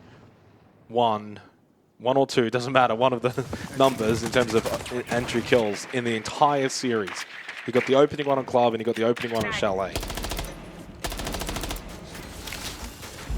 He's playing a pretty important position here, Mez. It's a single shield setup. Just on Mez, Library Stairs a little more exposed. Elevate have garnered quite a bit of info early on here in the round. And I presume are eager to clear. Frag grenades on Psycho. And Rotero is in play. So this shield is going to be very difficult to maintain control of. Dark's still on that cam info, which Stemp is flicking inside of Library. BG Man goes for a peek at the Balk. Doesn't find much and is yet to find impact on the scoreboard in this match so far. The pacing at the moment, it feels a bit constrictive. Elevate are cooking up once more. Scan out. Flames to follow. And Naka aggresses. Oh, beautiful headshot onto Dark, who wasn't ready for the full swing. Probably more anticipating just the Capital utility. Red Pig intel as well towards Library Stairs. There are 2 players in that vicinity. Ooh. Team kill from Stamp onto Naka, though, now gives Fury an opportunity to win a round. Oh, it's flipped in Where's an this instance. one come from in this round? Because it was all Elevate, and even with killing a member of Elevate. They've done it all this round. Surely can't lose this one, though. You cannot bungle this in a 1v3 if you are Fury. And They do not. They're on the board here on Chalet, seemingly out of nowhere. If they can find a second round, the similarities to Clubhouse become It would be remarkable. quite stark. I didn't really see much of a path forward for Fury on map number 1, and I see even less of a map win con for them here on Chalet, but it would be strikingly similar if they go 2-4 here and give themselves a chance. You never know. That last round, I mean, Elevate, Attackers need to locate patient, and had defuse set as play, many bombs util as they ready, can. line scan was clean. Good first pick. But the Peel Library Stairs was interesting, and Elevate tried to stack that, find the kill, Attackers have which discovered resulted in the the location of the TK, bomb. and then it also allowed others over towards the more office/piano side of the map from Fury to have impact as well. So 4-1 lead for Elevate, which is the exact lead that they had at this point of Clubhouse, ultimately losing that 6th round to allow it to go to 2-4. From that moment onwards, Fury gained the ascendancy, at least in the ability to win the rounds, even though Elevate was still in control in a lot of those rounds. Will fate repeat? So far, no kills for BG Man and Farlord, 1 kill for Dark. It's been few and far beyond in terms of happiness for Fury. Crit J looking a little bit better though, at least on Chalet. If they can find a way from 4-0 down to make this a 2-4 half, it does give a little bit of room coming into the second half. I think that they could bring this back and just basically steal another map. Rayora in play for Elevate, an operator that I'm almost certain they have not played it at all tonight. The Valkyrie targeted by Deimos, and so Farlord forced down. Another player alongside BG Man yet to have scoreboard impact. Just the 1 assist. I only saw Rayora once I'll give them a call. in the opening map, but that was played by Fury. I can't remember that being impactful either, from memory. Logic Bomb ringing out early, courtesy of Ion. Ooh, that's going to be another opening kill for Elevate. So just like Clubhouse, first opening kill the way of Fury, since then it'll be now 5 straight for Elevate. Followed with the trade though. Continuing to just walk down library stairs though, a little too willy-nilly. Psycho will at least get the trade on to Farlord, who's woken up a bit in this round, and so potentially have Fury. But the man advantage is maintained for Elevate. Leaves it all up to Dark and Lycolas to essentially keep this map alive. They need the second round. Yeah, 1-1 split. Dark above to contest for Lycolas, down below to safeguard site. 1 death mark available as well, and if Psycho has Lycolas in his line of sight, then holding on to this objective is going to be such a challenge. And right on cue, there it is. Smoke in response. Dark has to be the player to do something above, and there we go, there's one. Massive headshot, and you can fall back and start to think about playing time. 2v2, and now you can kind of say, Elevate, give us what you've got. You've got to make the next move. You've got to make the next step, because you've got to get that plant down. And speaking of steps, right into a goo mine goes Psycho. Exothermic charge is going to open up. Should be dying in control, but it is very much being watched at the moment. West main for Lycolas does have 2 gas babes available. Chassis plant will be Naka's idea. Can Lycolas deny that? Yes. Psycho down means it's he only almost Naka died. that's left in the 1v2. Lycolas low into red time, headshot onto Dark, and he knows where Lycolas is, and he knows that Lycolas is low. Hence why he pulled out that pistol. Will he look to stick the plant? West main got off the plant and now must stick, and with that, surely this is it. Lycolas with a huge shotgun. Well played. Big brain Lycolas. Fury make it 2 from 2. It's all laughs and smiles, and Elevate just feel like, how can we not beat these guys? Every time it feels like Elevate have the foot to the throat. We have played 18, what is it, like 18 rounds of Siege, and they've gotten 16 opening kills. It is a fort. They basically may as well just remove a player from Fury and say, go into the game.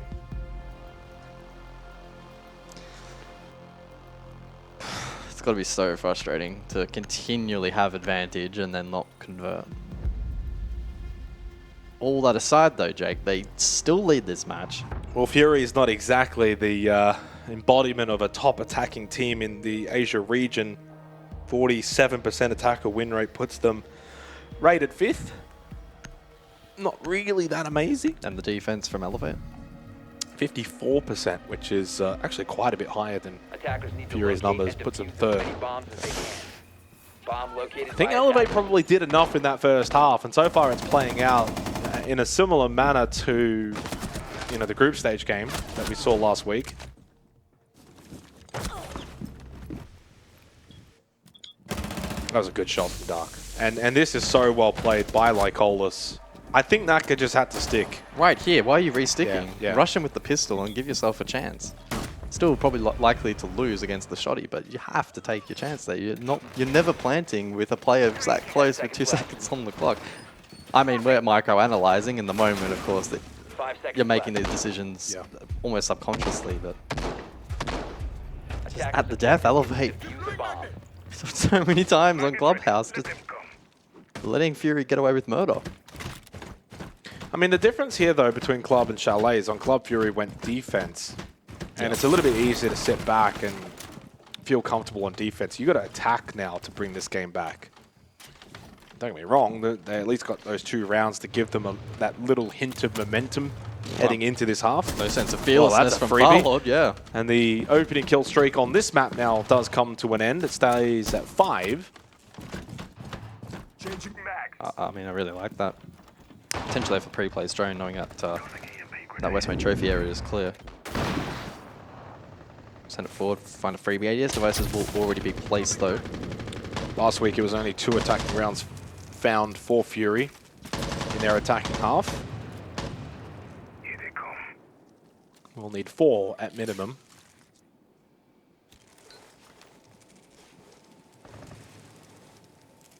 Oh, trying to just find the little head angle. Oh, he saw it, I think. No? Oh, it was so close. All it would take is to wear the wrong headgear and you're in strike there. Would have been at least spotted. Either way though, as we approach the midpoint of the round, Fury retain their man advantage. Psycho still to hold Mez and Stemp in support from Library. Clash Shield able to scout for info from Piano, but also down below that dining corridor, which still remains a lurk threat. On site, Naka plays bar stock. He'll be critical late round. Fury now to draw their attention towards the clear. There's a yellow ping office. They seem a little concerned, but it is in fact clear. Let's see how they go about dealing with this clash. Did myself this time. Device is going dark. Critchay hasn't really moved from this position.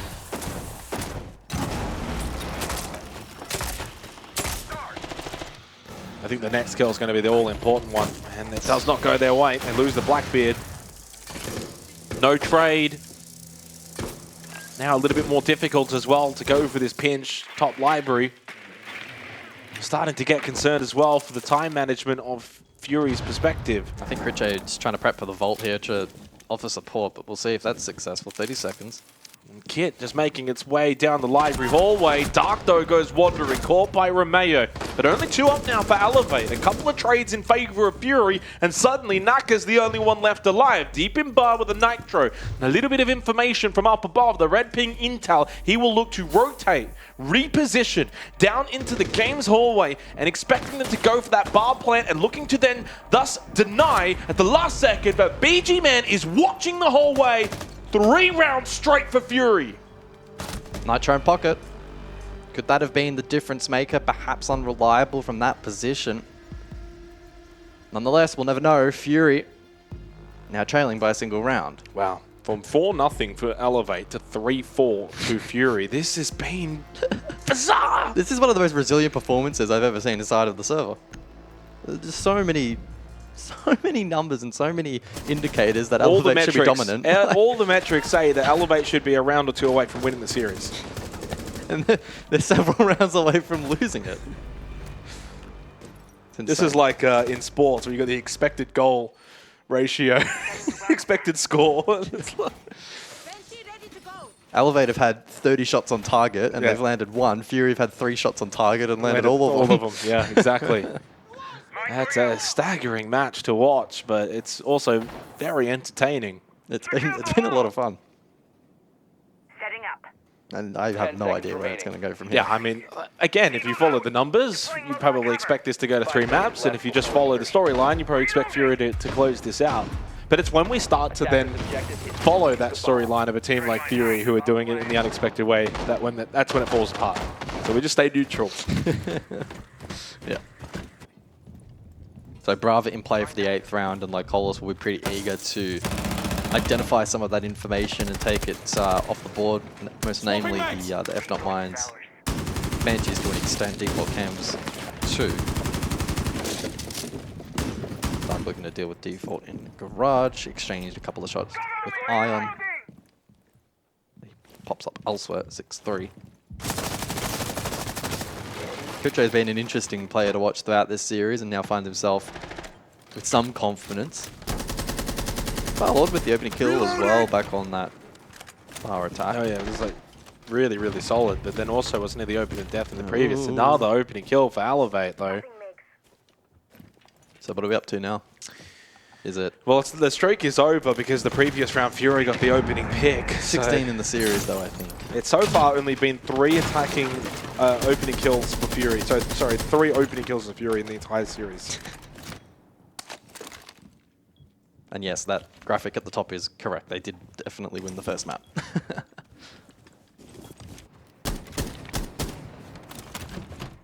So Farlord very low on HP, not a comfortable position for the Blackbeard. A shot to the toe and he'll die. Elevate find themselves in a very commanding position at this point in time. I will say this is the one round in a while now where I feel a bit more concerned for Fury. I know they've dealt with being in a 4v5 for seemingly the entire series, but Farlord's very low on the Blackbeard, so he can no longer be as aggressive. He's got to be careful of goo mines, for instance. Yeah. They do have the yellow ping information, but he goes for the close angle swing. Coming out of the box now, Ion. No! Oh, that's going to be... Oh, no! Crit J! No! Sits Ion down and gives Fury a man advantage with a minute left. Elevate thought they had them on the counterpunch. I'm buying a lotto ticket if Fury win this round. There's no way. Oh, they're going to do it. And Step gets caught as well in office and takes a they're beating. going to do it. He couldn't even make it through the rotate. Fury on the verge of 4 rounds consecutively. Naka, though, it is a winnable position. On defense with 30 seconds, BG Man with the kit in hand very low, and Crit J half health. So, Lycolis to stand up in this moment. It has double impact as well, so there is that plant denial potential. Oh, but like the boogeyman watching in the hallway from behind, Lycolis was already well placed and ready, and timeout called by Elevate, who have given up 4 rounds straight. It was a 4-0 lead into a 4-4 scoreline for what is a series now, by and large, a threat of being lost. Pardon me. The 9th round in this series, Elevate have lost the round after getting the opening kill. The 9th. And that one, probably the most egregious. Yeah, that one was, they should have really wrapped that one up over in the battle towards Library. Well, Lycolis is on. Crit J is on. The leaders are leading for Fury. For Elevate, everyone's statistically playing well. But they're just not playing well as a team, as a core unit. It feels like the power of friendship for Fury is propelling them across the line. How do you not get this kill? Runs out of ammo. And Matt gave enough time for Crit J to get him with the drop shot. Elevate would be kicking themselves. Time out called, utilized. Attackers It need was to locate and defuse 5 rounds straight back on Clubhouse after a 4-1 lead for Elevate. Now on Chalet, things change. It was a 4-0 lead, but now 4-4 into the timeout. All the momentum well and truly with Fury. All the numbers, statistics and metrics Certainly still with Elevate, but right now that's not doing them a world of good. Attackers have located a bomb. Round 9. Final 10 round seconds. before the 5th and 6th bans will be introduced. 5 seconds And left. that could also see a shift in terms of what we see inside of the server as well. Attackers are moving to defuse the bomb. Dining for said 9th round. Pardon me, it's bedroom and office for said 9th round. Clash returns after its appearance back on bar. Ooh, Glaz action here Yep. with Amaru. First appearance for Fury this half. Oddly enough, the Amaru as well. Oddly similar to what we saw from Elevate, which was very, very successful. They sent in the Amaru through Solar, the Blackbeard through main window, and Fury were completely gobsmacked. So what if Fury cooked up here was the Elevate timeout that was taken prior to this 9th round. But it seems like it's Fury who's done the home cooking, and they go straight No way. in. And whoa! Hang on a second! What's going on? Fury are just going for broke! But so far, the only thing happening is an onslaught. They tried to catch Elevate off guard, and somehow this round is still alive. In a 2 versus 3, it's not over just yet. They've still got to deal with this clash. There's a lot of time to navigate this situation for Fury, but they should never really even be likely in this round. Oh, I mean, they could isolate Romeo below. No way. Dark had to win that one. Yeah, Had to win. I think that was the moment there for Dark. He took a bit of a beating as well. All players for Elevate fully healthy. You've got the Clash. You've got a Nitro. This is pretty much unlosable. Even in this series. Even in even a Bizarro series like this, we're talking about a very low percentile chance to win this round. A strange decision from Fury in terms of what they tried to cook up. They tried to do almost a carbon copy of what Elevate did to them, plus the smokes, but clearly unsuccessful. Good initial Nitro. And I think Elevate looking to just sort of congregate together, play off of the Clash, played close by. Dark's trying his best to find something from down below. Does have some yellow pings to play off of. He'd have to get very lucky here on a timing to catch that Clash as it's moving around. Oh, that was a little moment there. Romeo went for the solo peek through the doorway. If BG Man hits the headshot, it becomes a 2v2. Lion Scan to just try and to get some information or keep them skilled. We're getting Zoto canisters getting thrown out here as well towards Trophy Stairs. 30 seconds. It'll keep them iced up, frozen and solid down in this position. If the Clash wasn't doing that enough, as it is. And sometimes there's a 2v3, and then there's a 2v3. And this is very much that case. This is very, very unlikely for Dark and BG Man. They haven't been able to find the pick. Credit to Elevate in this round as well. They were switched on to stop that initial rush. They were switched on at the end of the round as well to not throw it away. And they stopped the onslaught of Fury after 4 rounds straight. Finally, Elevate are on the board once again, retaking the lead, 5-4. So the final ban phase then for this match to follow. Clash Blackbeard maybe? That's my I plan. definitely think you get rid of the Clash. Ooh, Fenrir ban and Grim Neither. ban. Fenrir only played on a single Keeps occasion. the Blackbeard. Keeps the Blackbeard. Yeah. Grim did appear twice. Maybe Elevate confident that they... I was going to say, pardon me, I was going to say Fury, maybe confident they could close it out before the Defenders, reappearance of protect that your side and bombs not too from worried being about the Clash, defused but by that's attackers. of course not possible. Ready. Interesting. Ready for combat. Oh, it will be bar games Attackers for have discovered the the location 10th of a round. bomb. Bravo really pick for like Colas. Last time out, we saw the Firebolt lurk through Dining, got the opening kill, unlocked the rest of the site. Fury were quite patient in their eventual clear of that upstairs Bez hold, and Welcome now. it's pretty well played overall.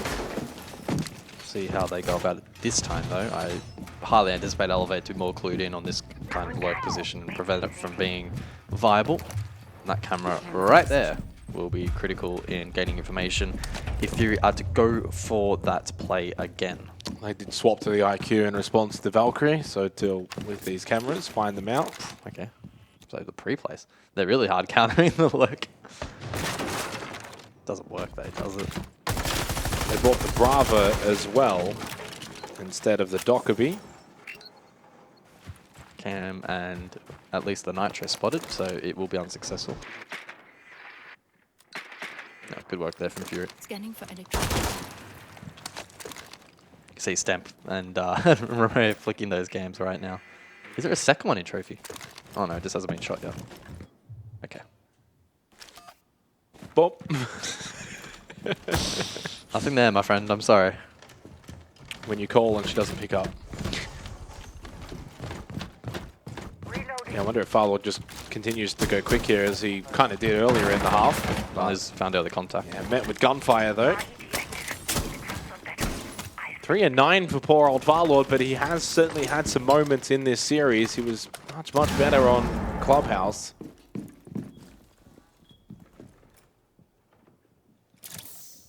and 17 in the series so far. Does have by far the lowest cost at 43%. Clutch drones dealt with. Stamp looking to try and keep this wall electrified with the shockwire battery. J with the opening pick and followed up quickly by Dark to get rid of Stamp. Advantage Fury in the 10th round. Really good job clearing out this office position. And not much that Psycho can do from the mezzanine. No real angles to find trades from. And it just leaves the 3 remaining members of Elevate pretty much stuck having to defend this site and not being able to get involved and get on the front foot. And now that Blackbeard shield is going to be bearing down on them any second. Ion, of course, no longer has that Nitro either. He'd pre-placed earlier and then lost his life on the peak. And it's a flawless round from Fury in response to what was the opposite of whatever flawless is in the previous round after they bungled that quick entry top floor. They respond beautifully, and we go 5-5, all tied up for the second map in a row. This should be possible. It should not be possible. Well, the round that we just saw, if that was more frequent, we wouldn't really feel like it shouldn't be possible or in this bizarro world, but we haven't seen rounds like that from Fury. That's got to be a concern for Elevate. They've been, very few and far between. Very infrequent. If we actually go back to the opening map, at no point did they get a flawless. Their best round in terms of survivability was the opening one with 4 players left alive. So, I mean, that in itself already kind of speaks volumes as to how close these rounds have been throughout this game. Even on this very map, they only had 3, 2, 1, and 3 for survivability round wins until that flawless just then. And also another opening kill. Certainly goes a long way for Fury looking to win this series. Their prize, of course, is to play later this morning to come against Team Orchid. Well, I say this morning in terms of our local time. It'd be later tonight for them. Drone is deployed. Tomorrow morning. I can actually say that. We're going to have some games tomorrow morning. Gus? In a couple of hours? Very true. Very true. Rayora in play along with the Glaz. Visual roam top mez from Psycho. Elevate wanting to get more on the move here. It's a basement roam. But will it be a fast hit by Fury? They bring the Thatcher and they bring the Thermite. There is a world in which this could end up being a rather quick open. Smokes go out, go for the plant. The Rayora gates to block off positions like Blue Hallway. Yeah, it's got to be quick. And there's a lot of roamers for Elevate. They're not going to have a lot of numbers here, so this utility needs to be the main denial right now. The flames are stalling and out though, so it's a challenge and Elevate should be rotating. Well, should. Psycho's still top mez, now in towards Fireplace, has made his way down. The entire attack is outside here. There is no lurk threat. Elevate don't know that, but that perceived pressure is maybe still a positive for Fury. Farlord just trying to creep a little bit more forward here on the Blackbeard. They've still got 4 smokes available between Crit J and Dark. There's no Nitro. There is no Nitro for defense. There's 1 impact and that's it. Which is really bad. Vulcan canister popped. Arrow gate activated there on the storage position. Ion can pop that with the impact. That's the last piece of utility you've got. Fury give up on the idea. Oh no. It would have worked. Surely, right? Attackers drop the diffuser. They have 4 smokes into no nitro. There's still a minute left. It doesn't Attackers have necessarily mean recovered this their has to be a full-scale push back, but Oh, they're going to be so frustrated when they watch back this VOD, I think. there's always still a world in which they go for a bit of perceived top pressure and then rotate back for the eventual plant through main breach. 50 seconds, still time. You need to show some kind of presence up above to get some players away. all And right, that seems like what they've cooking. gone and done. Here we go. Away they go, straight back to main breach. But they lose Crit No. J. They lose the Glaz. They lose 2 smokes. Oh. They lose BG, man. They might just lose the round. Claymore, though, catches Stemp. Going for a little wander outside. They need to get this kit down. It's the only win condition, but Farlord no longer feels safe. 2 smokes available, courtesy of Dark, but you can't now be offensive with those. They're purely defensive smokes. Ion towards Fireplace Stairs has got the close angle and should get the free kill. And in the end, Fury have absolutely butchered this round. Absolutely butchered it. Elevate will get themselves map point on Chalet. I think that round encapsulates this series. Fury have these rounds and have these moments that have you scratching your head, yet they remain competitive. That round was an absolute farce. Your biggest win con there at the end is the smoke play into the Glaz, the smoke play to cover con. Get that plant down at Bins, which has been reinforced with the protection, and they just completely bundled every single part of that. I love the little readjustment to maybe try and get some perceived pressure elsewhere. Like, that's pretty cool. But to then lose the Glaz first? How? How is that happening? Of course, it could have been off the back of a lucky shot, in which case, so be it, and that happens. But my God. Home improvement time. Either way, Elevate, map point. And Elevate get away with one there because they did not really have the utility No, they didn't. to deal with that hit. But No they, Warden, no Nitro. Like, you don't have a win con there. They had the way forward, though, regardless. They were able to get the round win, and with that, gets them certainly into a position. To me, this has all the hallmarks as well as if we go to a third map. How many more rounds could Fury keep pinching from 5 positions seconds. that are disadvantaged? It It's can't just- happen for a third map in a row. It's not sustainable. That's how I labeled it. Attackers must And I'm locate surprised and we're at this defuse the point bomb. with Fury continuing to play in a similar fashion where they've gotten away with it for so long. Shield deployed. Just feels like for Elevate, if they can win this round, they can breathe that sigh of relief. A little 10-minute breather, head into the final map, knowing that they've been playing the better Siege over the course of this series. Just haven't been able to reap the rewards of it for a large portion of this match. Still an opportunity here for Fury. 1 round to push OT and keep Elevate on their toes.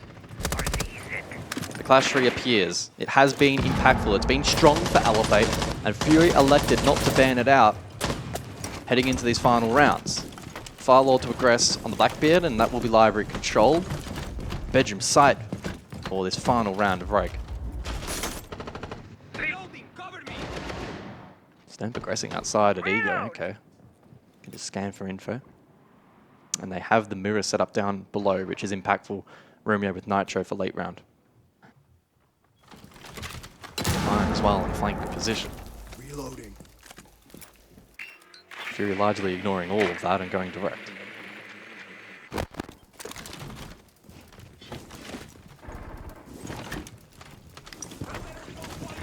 Ion with that lurk, Fireplace Stairs. You saw Firelord kind of look in that direction. Oh, I mean, if Iron hits a timing here, Yeah. he's got the Blackbeard lined up. It's a free kill. Trying to think of where's the flank watch for a position such as that. Do they have a drone, someone actively watching? Iron's going to go for it. Stem can provide a lot of information in terms of the fact this is a big stack outside of office towards the mezzanine, and Ion is just playing very, very patient right now. Breaching season activated. Wall's still electrified. There's only a minute remaining. And here he comes, Ion on the push-up. This could be the win con for the map for Elevate. As long as he doesn't get spotted, they won't be aware that he's backfilled in towards this mezzanine position. They may not even need him anyway, though. With the double kill going the way of Elevate, make that 3. That flank eventually works out. And with Lycolis falling, only BG Man is left up, and it seems as if that we need that third and final map to split these 2 teams. There's nothing separating them. Elevate, through brute force, are able to close out Chalet despite some magical twists. from Fury. It's not enough to see them succeed for a second time. Third and final map is needed. Weathering the storm, that would be my best description for Elevate's performance in this series thus far. They weather the storm there, map 2, they found it a bit challenging. Fury got away with a lot, but they finally punished them. It's a win in regulation, and Labs required for the third. Yeah, it's absolutely staggering that we've gotten to probably the position we thought we would get to. It's kind of how we've gotten here, though, guys, that I'm a little bit perplexed. But ultimately, this was always a series that it just felt natural. It felt right to get to this third map. On the other side of the break, it is Labs.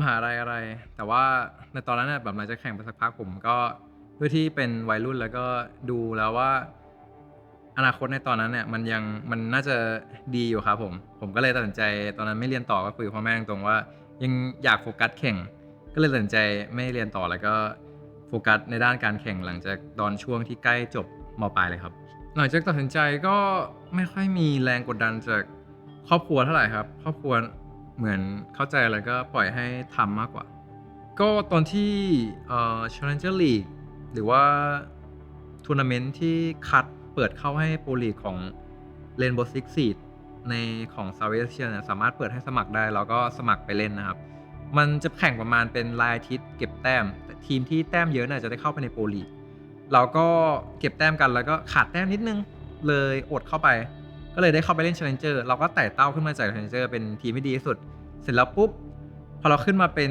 ทีมที่ขึ้นมาจาก Challenger มาเป็นทีมในโปรลีกในซีซั่นนี้ผมจำไม่ได้ซีซั่นไหนนะแต่ว่าซีซั่นนั้นเราแบบระเบิดพลังเลยเราแบบตบทุกทีมชนะหมดไม่มีทีมไหนไหวแม้แต่เอเลอร์วูฟที่แบบว่าครอง1เป็นทีมสิงคโปร์ที่ครอง1มาในโซนนี้มาตลอดก็เอาเราไม่ลงทำให้ตอนนั้นเราเป็นเอเลอร์วูฟกับเราได้เข้าไปเล่น APL Playoff ที่ญี่ปุ่นเป็นครั้งแรกแล้วก็เป็นประสบการณ์ไปต่างประเทศที่แบบไปแข่งครั้งแรกของผมด้วยก็เป็นอะไรที่ตื่นเต้นมากเลยครับเราก็ได้เรียนรู้อะไรเยอะจากการไปแข่งตอนนั้นเหมือนกันรู้สึกดีมากที่ได้เป็นทีมที่เก่งที่สุดใน Southeast Asia เป็นความรู้สึกที่บอกไม่ถูกครับรู้สึกว่าเก่งที่สุดรู้สึกว่าไม่มีใครเอาลงรู้สึกว่าเจ๋งประมาณนั้นแต่ว่าจะบอกไงดีมันก็ต้องบอกว่าในช่วงเวลานั้นเนี่ยการในทั้งทัวร์นาเมนต์แล้วก็อะไรหลายๆอย่างเนี่ยมันยังไม่ได้โตมากนะมันก็ยังไม่มีผู้เล่นหน้าใหม่เพิ่มยังไม่มีทีมยังไม่มีสปอนอื่นๆเข้ามาเนี่ยมันก็เลยทำให้ยังไม่มีคู่แข่งเยอะครับก็เป็นช่วงที่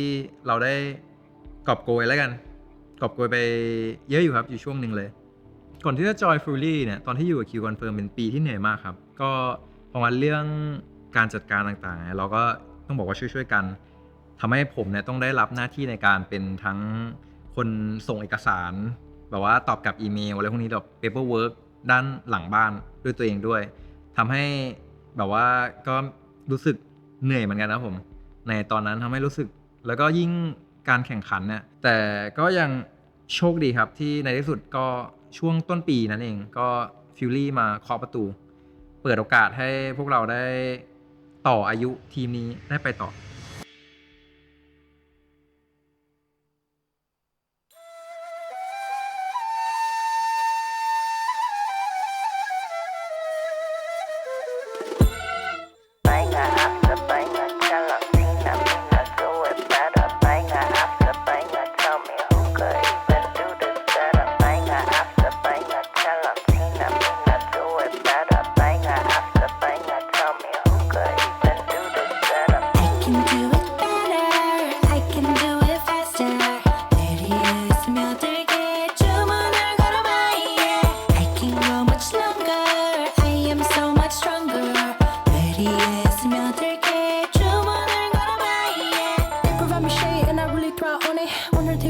괜히 기분이 이상해. Sipping lemonade from my lemon tree, honey. Let me spill the tea on all these haters, how love me.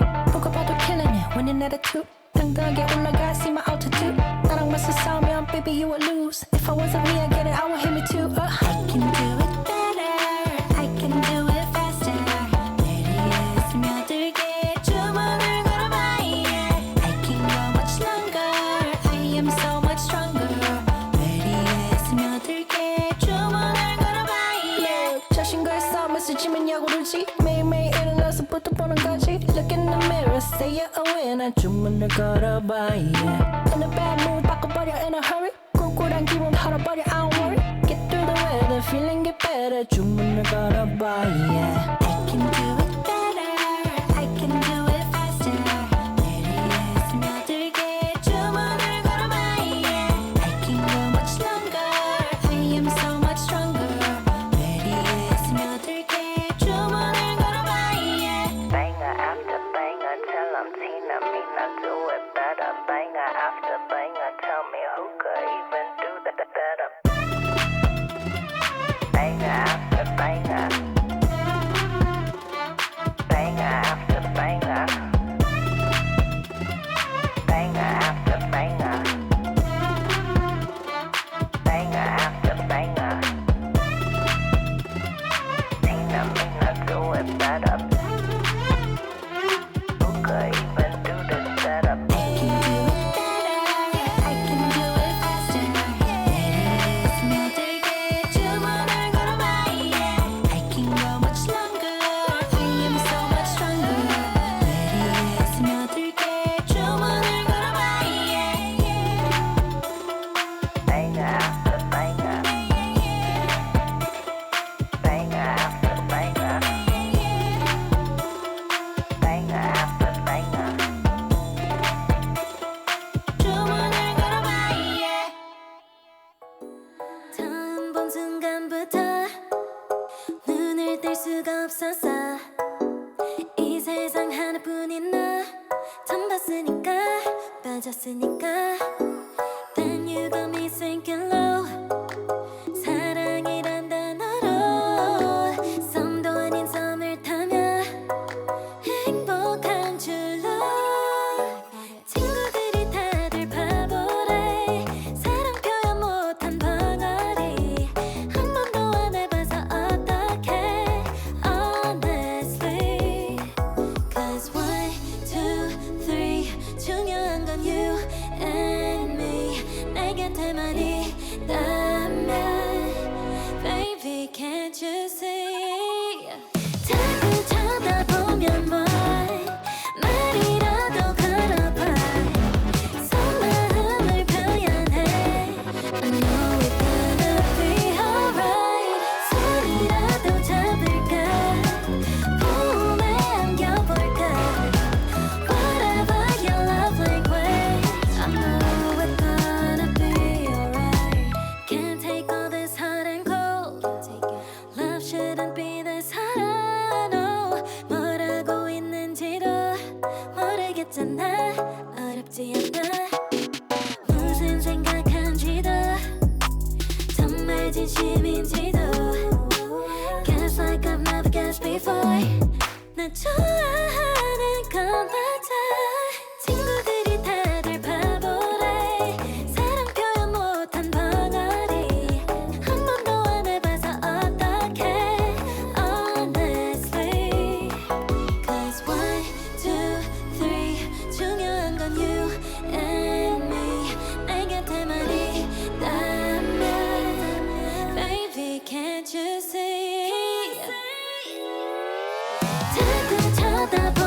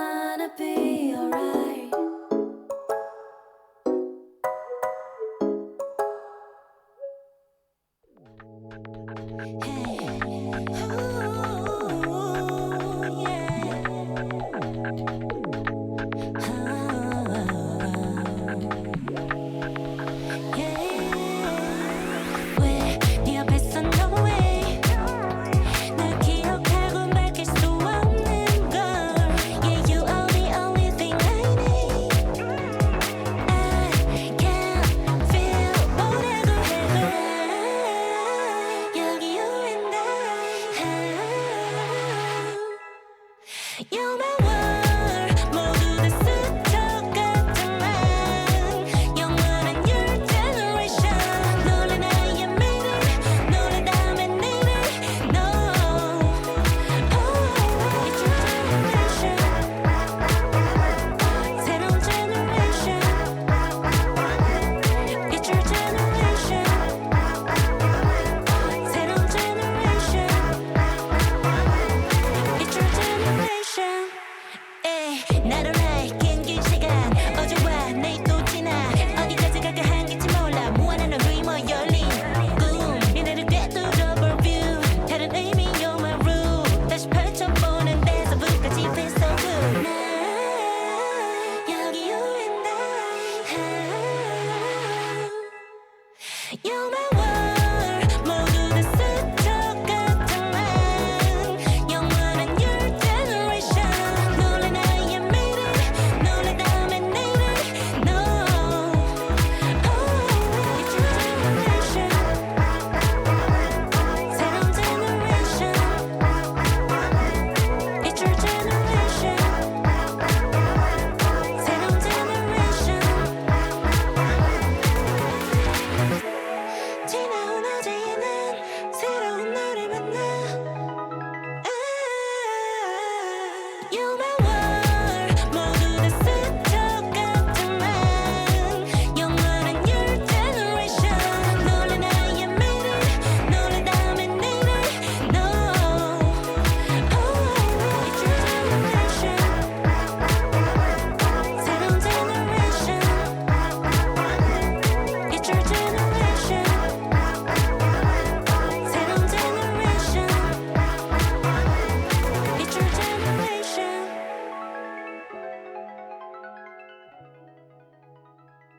When I hear it coming up like that I just know that things are gonna end bad When my body only moves for the beat you've been waiting for me I'll just keep dropping it like there's no stopping it then walk with it la la la la la I'll just keep dropping it like there's no stopping it then walk with it la la la la la I'll just keep dropping it like there's no stopping it then walk with it la la la la la I'll just keep dropping it like there's no stopping it then walk with it la la la la la I'll just drop it just drop it just drop it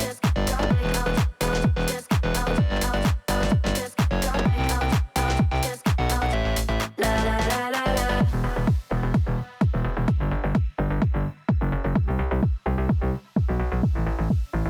When I hear it coming up like that I just know that things are gonna end bad When my body only moves for the beat you've been waiting for me I'll just keep dropping it like there's no stopping it then walk with it la la la la la I'll just keep dropping it like there's no stopping it then walk with it la la la la la I'll just drop like I'll just la la la la la I'll just drop like I'll just la la la la la I'll just keep dropping it like there's no stopping it then walk with it la la la la la I'll just keep dropping it like there's no stopping it then walk with it la la la la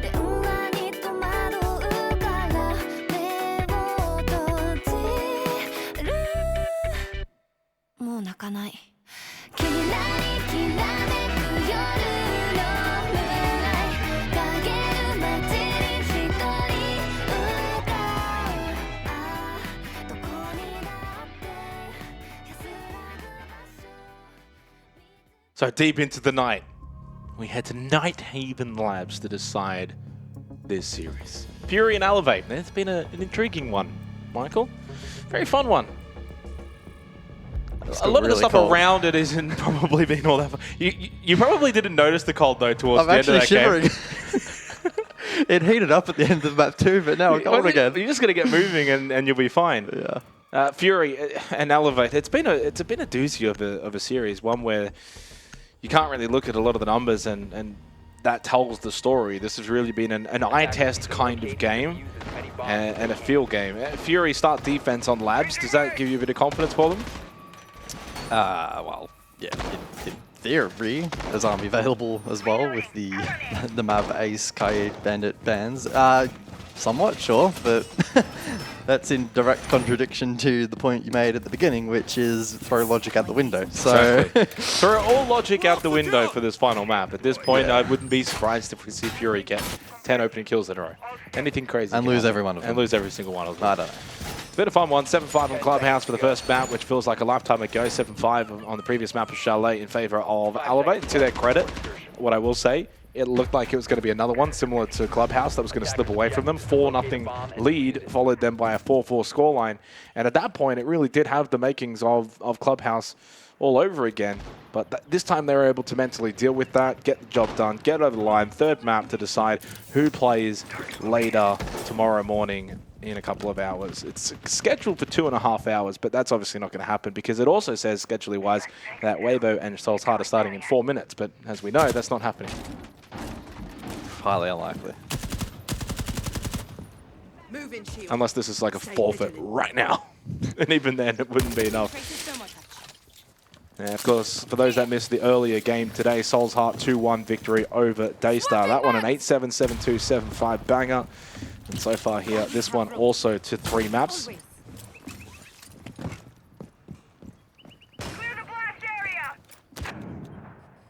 Elevate have certainly been statistically the better of the two teams in this series. And if you were to just go off the stats, it really should have been a 2-0. But Fury looked like the team playing with a little bit more heart. And certainly a hearty opening kill from Dark onto Romeo to kick things off. Deals with the buck down below, so less vertical pressure available for Elevate in this round.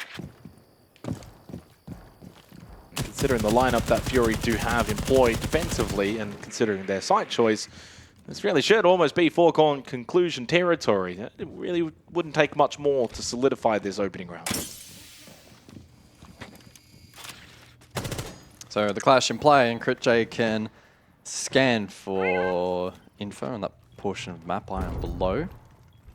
Ooh, potentially spotting the barrel of that gun. Mirror window, red pings, and 4 players available to put that death mark upon. Window is popped. BG able to fall back, and with that keep barrier alongside, have coverage. Enters an engagement through Con. That's Psycho taking a tick of damage. Clash now targeted, but you know exactly where the clash is. Of course, that's for the player down below. For the vert, though, is it a success? Well, CritJ still survives. BG Man in the meantime swings, but he'll fall to the hands of Stamp. And so it's a 4 versus 4 with 40 seconds to the board.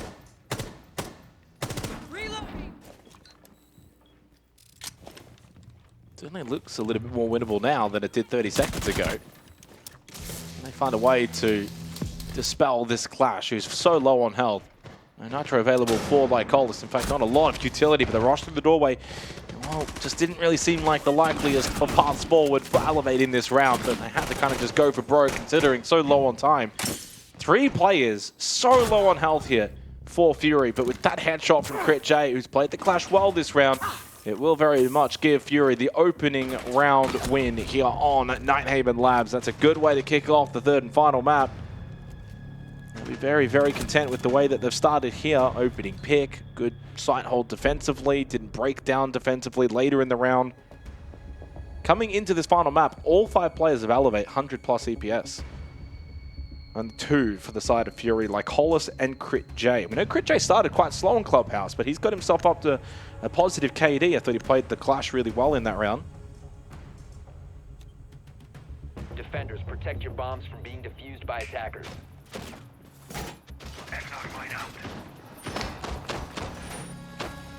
Sorry, just having a moment of contemplation. Contemplating what we've witnessed in this series. Well, we've so got a far. long way ahead of us, guys. Maybe after this series, we'll go back to the desk for the next game, and then we've got a couple of hours. We'll go buy a heater down at the local store. We can chuck it here in the igloo. What local store is going to be open at midnight, Jake? Saturday night. Maybe we could go to Revs. We could, that is. Or we could just be like, hey, can we borrow your heater? Or you could just go inside of Revs. I mean, if we go into and Revs, warm up that way. if we go to Revs, I'm not coming out for 3 hours. So.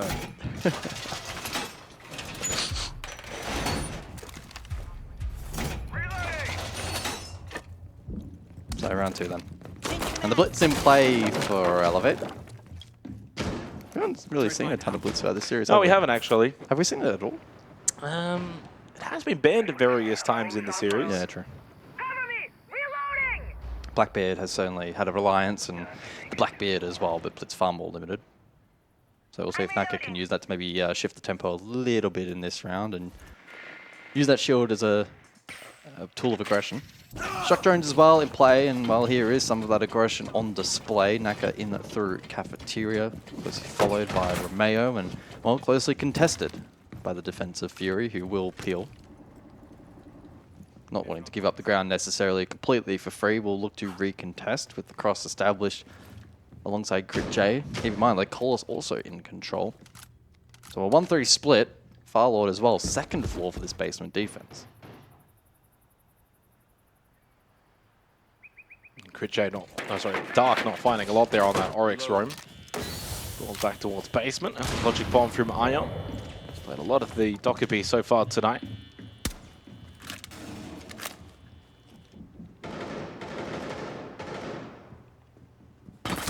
Stalled that round, but caught in cargo is Crit J. Ion with the opening pick. One straight down the stairs though, and Ion just, well, a little bit too overzealous. Pushing down those stairs, reloading, doesn't really anticipate one may be close, he gets punished. And a good swing though from up above, stamp catches like Olas, and with BG Man down elsewhere, Elevate are going to get their first round. And Firelord, who was on that second floor the entire round, quickly dies as he looks to transition back towards side. A 1-1 scoreline. Well, so far it's been a series that's certainly had a lot of momentum swings. If you go back to Chalet, 4 rounds straight for Elevate, then 4 straight for Fury, and then 3 of the last 4 in favor of Elevate. And back on Clubhouse, it was very much largely the same as well in our opening map of this series, where we saw Elevate get out to a really, really good lead, 4 of the first 5 rounds, and then 5 straight for Fury. So it's all really been kind of one team at a time in terms of dominance. It's not really been back and forth, 1 for 1, 1 for 1. This third round to follow is going to be really intriguing to see if that trend continues, or if we can get a bit more back and forth here on Labs, which honestly would not be good for Fury. They're on defense. And Heaven Labs defense, you certainly want to be always aiming for those 4 defensive rounds. It's been also the most played map in the Asia League throughout group stage, now coming into playoffs. 62% defensive win rate. Which map has a higher defensive win rate, guys? Without looking. For Night Haven Labs, which map has a higher defensive win rate than Labs? In Asia? Yeah, in Asia League. Consulate? No, nothing. No. It's your question. Well, that wasn't very fair. Was Consulate second? Consulate is nowhere near second. No. Okay. It is surprisingly Bank that is second. Okay. Yeah, and Bank has been played quite a bit too. Oh, no, I set you up with that one. Yeah, well, that was not... Whenever you nice. ask a question like that, there's usually the, assumption that there's a map that actually has beaten it. Trick question. 1-1. Third and final map. Now, again, to remind everyone in terms of what they are playing for, the winner of this will play again later in the day / night, depending where you are, against Team Orchid later. That will be the final best of 3 of the show. Naka. Okay, he got out. Was very much choking inside of the gas from the smoke. Cole is also quite low himself and eventually has been eliminated. But most importantly, they do deal with the glass. A lot of pressure off the board now from Elevate without that Deimos, without that glass. They lose a bit of this firepower. Certainly puts Fury in a very, very good position in this third round. Loser of this, of course, drops to the lower bracket. They won't have to play again tonight, though. That almost feels like a win at this point. A minute 20 on the clock. Elevate with limited tools remaining, no XO, 1 smoke. Or in fact, make that 3. Still the potential for Vert to be established with 2 auto breaches in play, but at this point on this objective that will be irrelevant. Another plant attempt to follow with a minute on the clock. And Naka is able to stick said plant. No way. What? They do have the numbers to retake, and Naka can't get out alive. It's a 4v2. Typically, when you get that storage plant, it ends up being very difficult to retake, but in a 4v2, it's far more And just like that, it's over. Yeah. So 2-1 lead for Fury. The BG man all smiles after that round. I'm not too sure what's got him all trigger happy. Round win is a round win. I don't think Elevate are going to be too disappointed with how they've started, though, attacking into labs. No, it can be tough. Additional ban aside now as we prepare for round 4. What are the bans that we're thinking here? Once you go double hard breach, do you pivot off of that, or do you even triple down? Maybe go for a thermite. Deimos? Deimos into the mirror bans for the half. We do know that Elevate very much like playing Deimos. Yeah, they played it in 2 of the 3 rounds. The mirror only saw an appearance second floor on that first attempt from Fury, but did essentially force the hand of Elevate in clearing it. And so Elevate not wanting to now clear it going forward, and maybe even in anticipation for the Deimos being taken out, where it would have made it even more powerful. They have laid forth that ban. 2 said top floor we return. We'll see how much of an impact the mirror ends up having. The Clash closely followed in impact. You think about the inability for Elevate to push through electrical, especially late round. That Clash is posted up close once a lot of that utility had been expended was very frustrating. You leave those shields available, and it looks like Elevate thought about potentially playing both the Montang and the Blackbeard here. They've hovered off of the Blackbeard though, and they will actually switch on over to the Striker. But Psycho now onto the Montang, does bring a shield for this round. Top floor, command server. The Clash employed does mean that Montang isn't necessarily as strong as it may be without the Clash on the other side. It's like a rather default setup here from Fury. Jay can hold electrical, but very much could rotate around the map depending on where he feels necessary to hold. Elevate have to go on double hard breach. If they want, they can go obviously open up IT, but eventually flank for a conside hit. Keep it deployed. We have some time.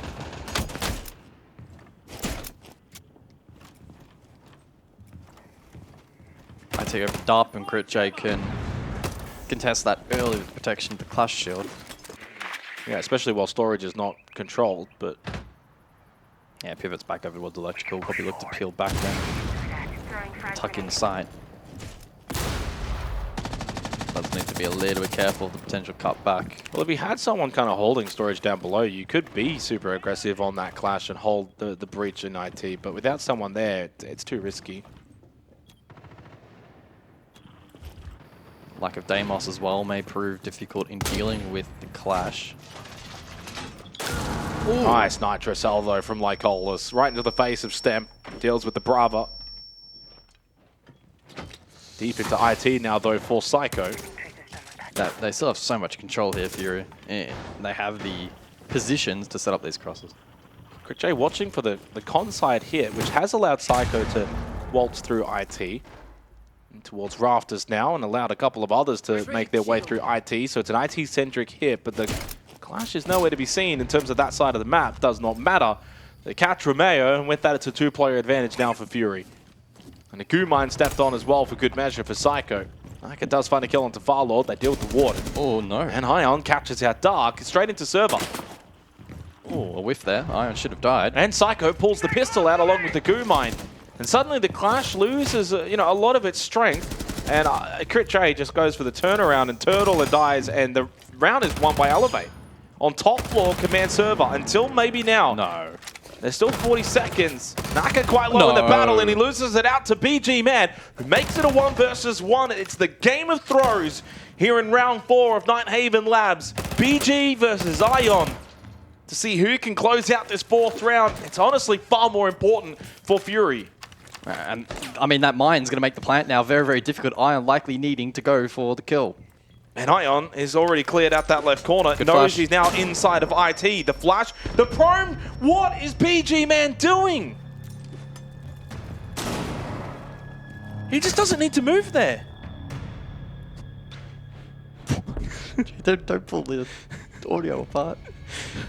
Dude, what an awful round. My God. Yeah, that was up there.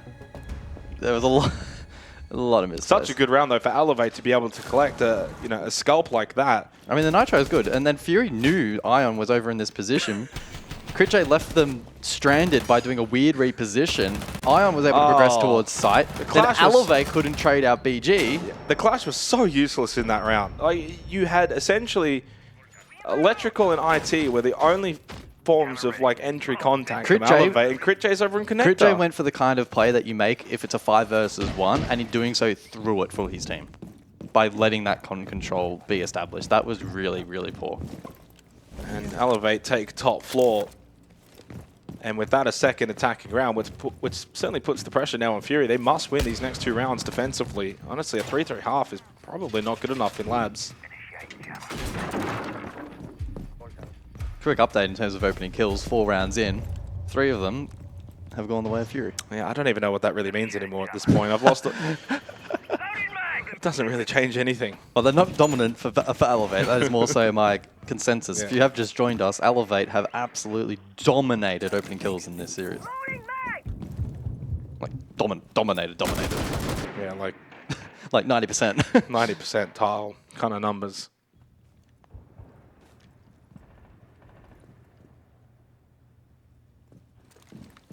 Aggressive hold here from Farlord. It is basement here for the 5th round. He's all the way rafters. There is 1 player basement, and it's EXO.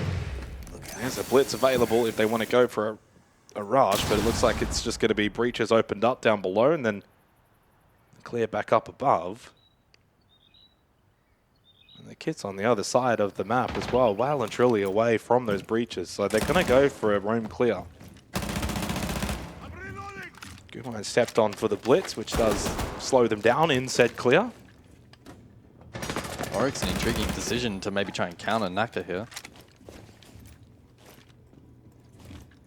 Has the added benefit of late flank potential through hatches, but I don't think that will be an impact.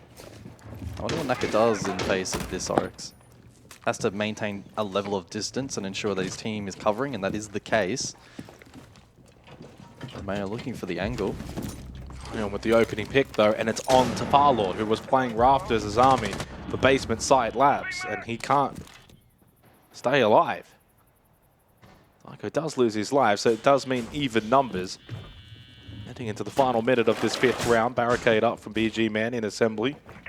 And Naka's in EXO. He's got Romeo as well. They've almost got the same amount of players in sight right now, the 2 teams. Well, had. Loading, cover me. Activating override. They could literally just push forward if they really wanted to, but they lack the information. Okay, it's stalled out. 40 seconds. Vulcan canister. Flames bursting.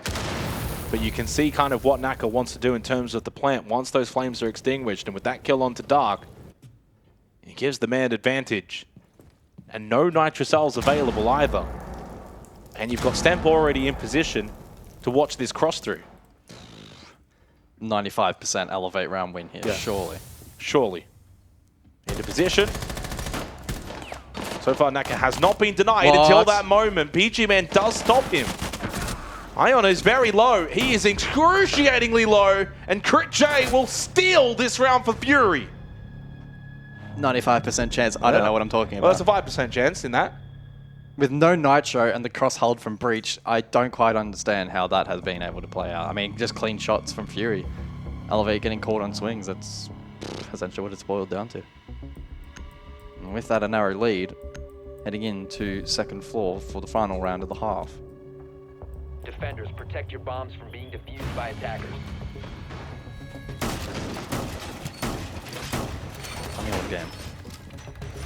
Clash returns. Rayora brought in from Elevate. Looking to mix things up.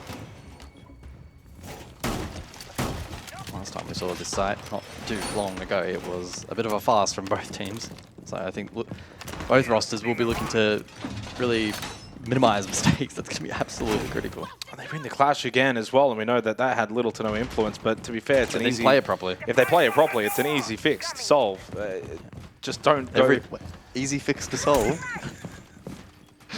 You want to have another go? Easy problem to fix. Easy fix to problem. Not even halfway through the show today. No. Can't even say it's been a long day. What time is the sunrise in Melbourne at the moment? I think it's got to be about 5:30 or 6 a.m. One of the two. Really? Yeah. I thought it was a bit later. Well, either way, we could be walking out to the sunrise. No, you know what? You might be right. Maybe closer to 7. Maybe by the time you drive home. I reckon by the time I'm home, it's going to be dead set morning. I'll probably get home, have breakfast, and go to bed.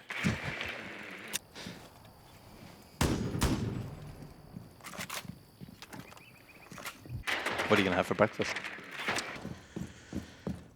I don't even usually eat breakfast because I'm usually asleep. Fair enough. Main bridge opened up. It's only the single hard bridge brought this time around for Elevate. Last time they had the double. Jay staring at that frag grenade as it explodes in front of him. Couple of drones. He's got some pests below his feet. Well, got one of them. That's 4 drones taken down. Con control for Elevate, and Psycho gets the first. The Clash has died first. Free kill as well from Psycho playing the Glaz and was able to spot one out, but went moving forward and lost his life. Advantage still Elevate, and they got the Montang available deep inside of Electrical. BG Man holding server. He's expecting this angle to be watched, and Ion hits the headshot nice and clean. Down to just Barlord, otherwise it's going to be a 3-3 scoreline at the half, which arguably favors Elevate. Trying to go for the guard break through the doorway, not really ever going to work, and he was certainly left in an unwinnable position. Elevate make it 3-3 in the half here on Nighthaven Labs. Some really good-looking attacks from them, but a lot of question marks from Fury. Get Crit J on a gun and take away his Clash license. I don't know what he was doing in that first Get him half. off the Clash, my god. He's so much better than that to be playing that kind of role. 3-3. Second ban phase. Is it the second? Is it the third? I guess it's technically the third. Technically, if you wanted to go technically, it's the third. Sure. The second set of bans. Kaid Ace, Mirror Maverick. Double hard breach. Kaid kind of as expected for plenty of these sites, top 4 and bottom especially, and then the Mirror. Which eventually was banned out by Elevate back in the first half as their additional ban. Second floor, first up. And for potentially the 15th time throughout this series, we are going to reinstate that at this point in time, it is very difficult to determine where this particular map is going to go. Yeah, I mean, even despite the fact that Elevate got 3 attacking rounds, you're not really going to say it's a foregone conclusion, or I wouldn't even necessarily go as far as to say it's likely. I think this is as even as the series has been, and it's been a very even series, which I think we probably prefaced that at the start. It's not really a lot separating these two teams. 7-5, 7-5, it's 3-3. That's at least probably been the one metric that you can follow, is that neither of these two teams clearly have much of an advantage over the other. It's going to come down to these moments. It's going to come down to certain plays. You also don't really have the room to make, lapses of judgment, and mispositioning will be punished, and comes down to probably just as simple as it is. Whoever makes more mistakes is going to end up losing this. And you kind of look at Crit J on the Clash in the last couple of rounds and you think, well, that's the avenue. That's the difference right now. Ion having an incredible Ninehaven Labs right now, though. 8 and 4. Looking very sharp. And not just Ninehaven Labs, he's been really sensational throughout this entire series. 31 kills, 19 deaths, gives him plus 12. The only player with plus 10 plus KD. 127 EPS. Position device. Iron down below looking to contest against Dark. He's trying to clear utility above to help pressure. open up IT wall. It's good pressure. And just sort of denies this storage position if they want to go for a bit of the vert. Now, Dark not really paying respect to the pressure. The shots earlier from Ion breaking the barricade, that's enough for you to have to now be careful. And he's The just not coverage careful. was lackluster too. I don't understand. What angle is Crit J holding there? Yeah. Dark's doing his job. He's trying to clear the utility. You have to cover him. Oh, well, this is a great start defensively for Elevate, and we might just be starting to see Fury slip away in this series. Feels like their mistakes are getting more punished now by Elevate. Yep. Question will be, does the frequency of these mistakes increase? Still haven't even cleared out the player in storage, by the way, as they're pushing IT. Oh, this round was over 20 seconds ago. To be fair, they're pushing IT not through breach because it hasn't been opened up. This one is a foregone conclusion.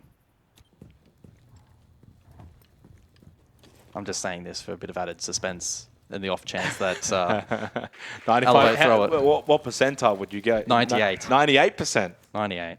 Offline. There's always a 2% chance. Tread mine on. To be fair, there's not a lot that Iron can actually do from storage to stop this IT push. What he can eventually do, though, is go for a flank. But he does get caught by Lycolas, who 95. pretty much ran around the map. 95%. You're getting live updates from the AI predictor. Well, to be fair, there's only 35 seconds left in the round here for Fury, and they're still going to get the plant down. Key positions still haven't been dealt with. Stem deep inside the command with those keeper barriers. Full blue control as well from Naka with the gas pipe still available. Really, it just comes down to Elevate. Just don't throw this. Nade to try and dislodge and play off of that, but doesn't seem like Romeo had to move, but he does lose his life. Needed to hit that headshot into Electrical onto Psycho. That would have changed the complexion of the round, well and truly, but with unable to find it, the round now certainly is done. There's no time left here for Farlord. Even if he had have got that kill, it wouldn't have changed anything. Elevate starting to take the lead here on Ninehaven Labs. I think that prediction was pretty good. Yeah. Basement for the following round. Elevate cooking on defense, at least in that initial attempt up above. Pretty clean work across the board. Mistake minimization. Elevate failing to open key walls. Had to try and brute force late round. Defenders, protect your bombs from being defused by attackers. Elevate able to skirt around some pieces of utility. Think about the frag grenade late, for instance. Romeo still able to find a kill and just didn't throw picks necessarily for free there at the end. Really forced Elevate to work forward, and being in the position in which they were, it was never a particularly strong, commanding position at that. So Bandit in play again here for basement. We'll see what tools Fury like to bring to counter that, provided they want to open external walls. Elevate are establishing a bit of a roam game here. They have rotations aplenty, hatches open. Just want to add, by the way, North America starts in 7 hours. We still have 2 best of 3s. Yeah, no. Has anyone thought about this, by the way? We are literally going to be still going when North America starts. What happens then? I reckon put North America on Bravo. Oh, absolutely.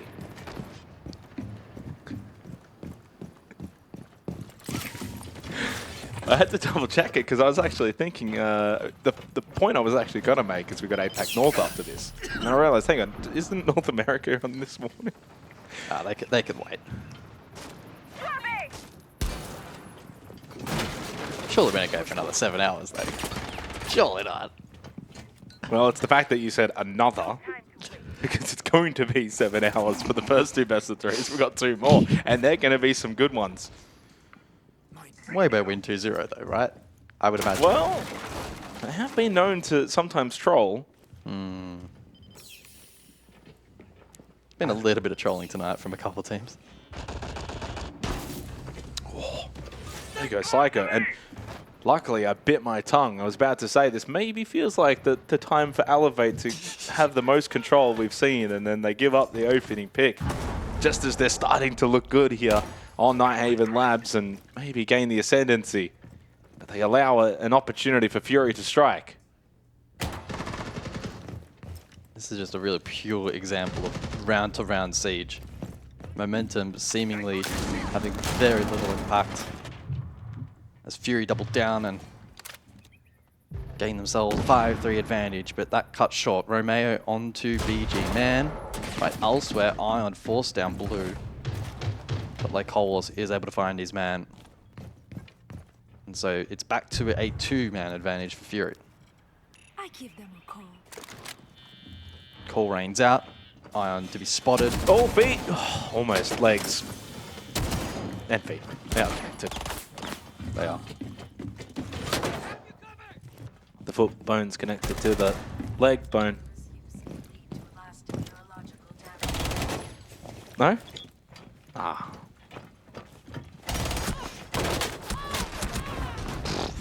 That was rough. I've heard the tune, but Yeah, I don't know where it's the from though. That's why I kind of just left it at that as well. Must be from my younger years, which before you were born. It's about 40 years ago. Yeah, 38. You're not that old. I will be soon. Shit. A couple more years. After this broadcast, you might be Oh, 38. mate, the grey hairs are going to be there after this broadcast. You might have more than me. 4-4. That one was done pretty early into the round. Attackers need to locate and Really good opening kill for Fury. And they just refuse to die. They've got that kind of never die attitude, and they're never out of it, even though, you know, the odds look stacked against them. And that previous round, Elevate looked really good defensively. You start to question Fury, have given up a couple of rounds. The fact that they're going to have to attack into labs, it's all just kind of thinking, this one's getting away from them. And then, seemingly, they find themselves an 8th round.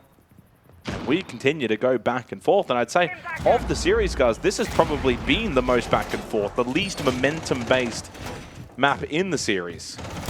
Neither team able to really gain separation.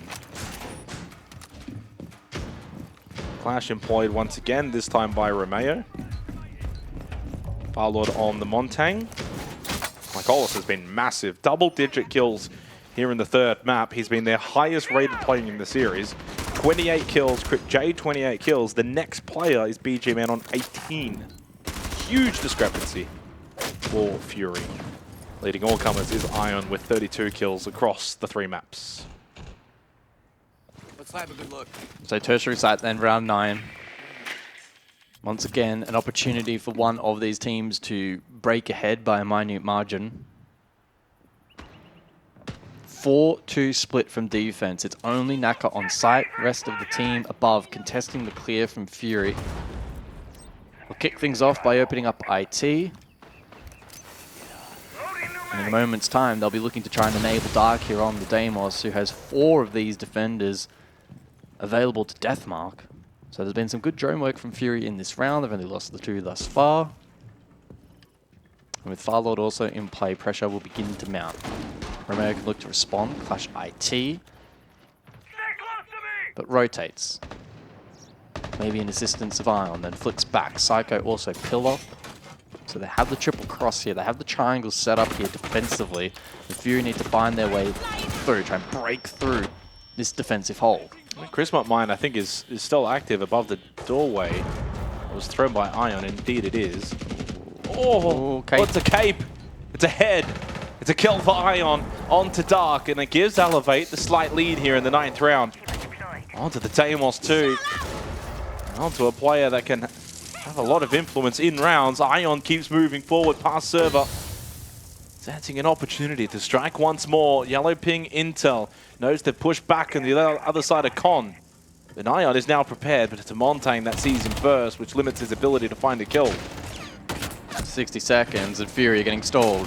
The clash, though, did take some damage, but Ion again, so active on the defense, and it's paying dividends. They deal with the Montang. And surely now with the 2-player plus clash advantage, there should be formalities for Elevate to find a 5th round. I say that in a less assured tone. Nothing is a guarantee in a series such as this, but as Crit J starts to swing wildly, He's unable to land the shots necessary. Ion with another one. He goes to 12 kills. And the clash, electrification, may not do damage anymore, but it's still a nuisance. It's still a pain in the ass. Elevate find a 5th round. That was a very frustrating defense established there from Elevate and for Fury to break down. Ion continually moving. Fury couldn't pin him. Their clash continued to also feed information, and the stun effect making, and the slow following that making it very, very difficult. Despite that, it won't be banned. It's banned instead to try and enable more hard breach potential. Monty in response from Elevate. Timeout. Timeout Fury.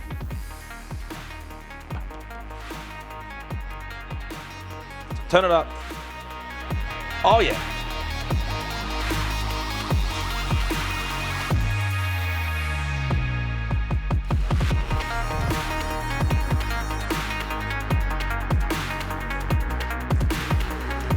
It is one of the better tech timeout songs we've had. Can we keep it? Is it ours? Like, do we just get it now? I want to keep it forever. I'm not dancing if I'm Fury. Like Hollis is dancing too. Yeah, I think that's more of a shaky leg situation. Well, like Hollis has been playing really, really well in this series. Okay, lock in timeout. Well, not quite. Gotta wait to the action phase. So we go to command and server for the 10th round. Elevate being on defense, set up nicely. And I said before, it's been a series of momentum, but so far in this particular map, no one's actually won more than 2 rounds in a row. And the only time that was done actually was the end of the first half into the start of the second half when Elevate won rounds 6 and 7. That's been the only difference. Otherwise, it's quite literally been back and forth here on Labs, which is a full contrast to what we had in the opening 2 maps where we're talking about momentum swings of 4 and 5 rounds in a row, then switching to the other side, 4 or 5 rounds in a row. And certainly in terms of the opening kill conversions, we're still seeing kind of similar metrics, but this time Fury have gotten far more involved in opening kills. And the kill timings too, in terms of opening kills, have all been largely around the same kind of time, 1.5 to 2 minute mark. We haven't seen any kind of late game scenarios, 30, 40, 20 seconds. It's been a really, really good series.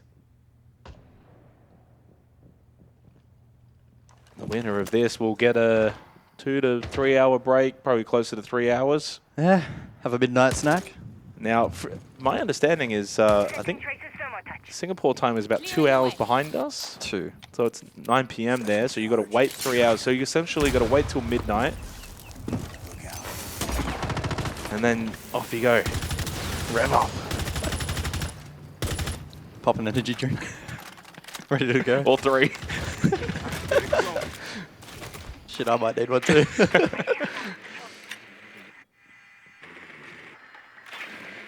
Okay, then 4-5 scoreline. Fury, what have you got? The clash has proven to be a nuisance, and you decided not to ban it. So how are you going to counter it here in such a pivotal round? Pulse also in play is intriguing. But elsewhere, it's Psycho to get the first. Follow falls and it's on the Blackbeard as one of the most well. powerful operators in the game. That hurts. Second time that Firelord has been the opening death here on Labs, so it hasn't really been an ongoing issue, but you lose your Blackbeard in a pretty crucial round. But Fury have shown in the series that they've got capabilities of winning 4v5s, but it's so much more difficult on Labs, on command server. Elevate have full info here. The Pulse with the cardiac sensor providing said full info. Nitrocell, bye-bye Lycola, see you later. Back to the drawing board. Quite literally in this instance. That was a whiteboard, but it's the same term. Well, it's going to be one step away from going down to the lower bracket after this round. Did you almost fall? No, I almost just completely destroyed our test. Oh, okay, hold it. Hold on. Hang on. Oh, no, the Clash is still alive. Oh, maybe Well, that was almost a kill, though.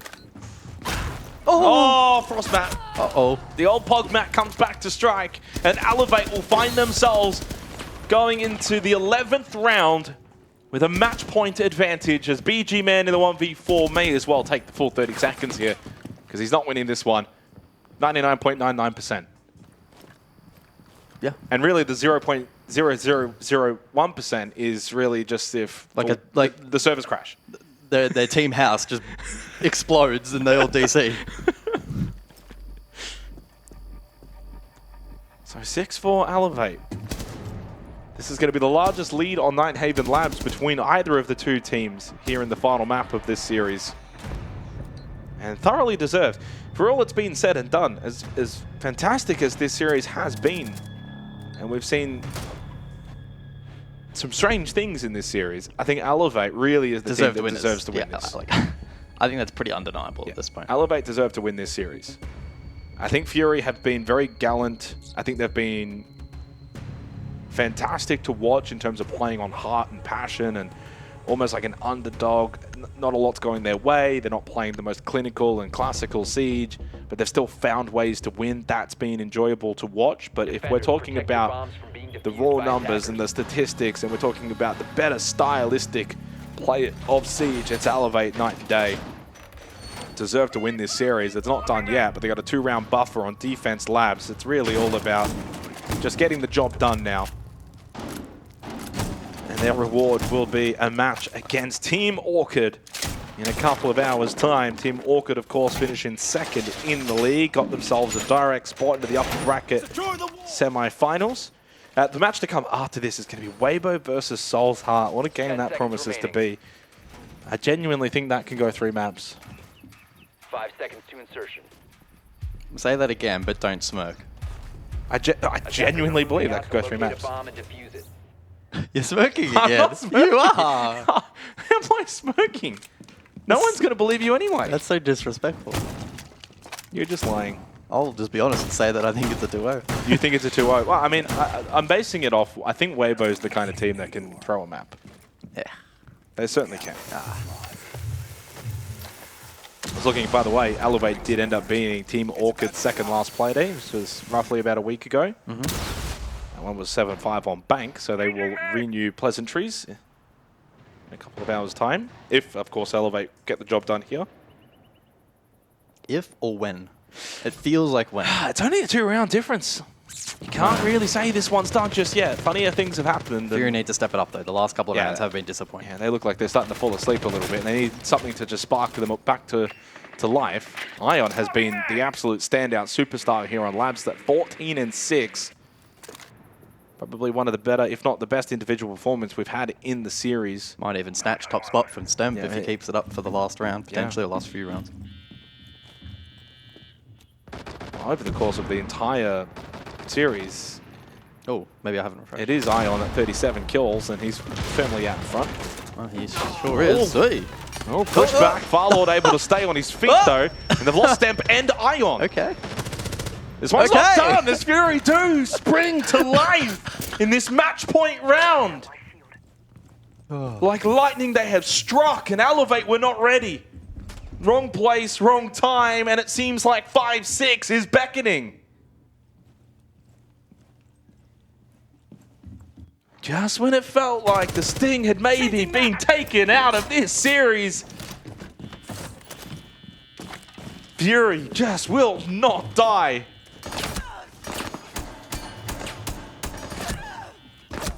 Flawless.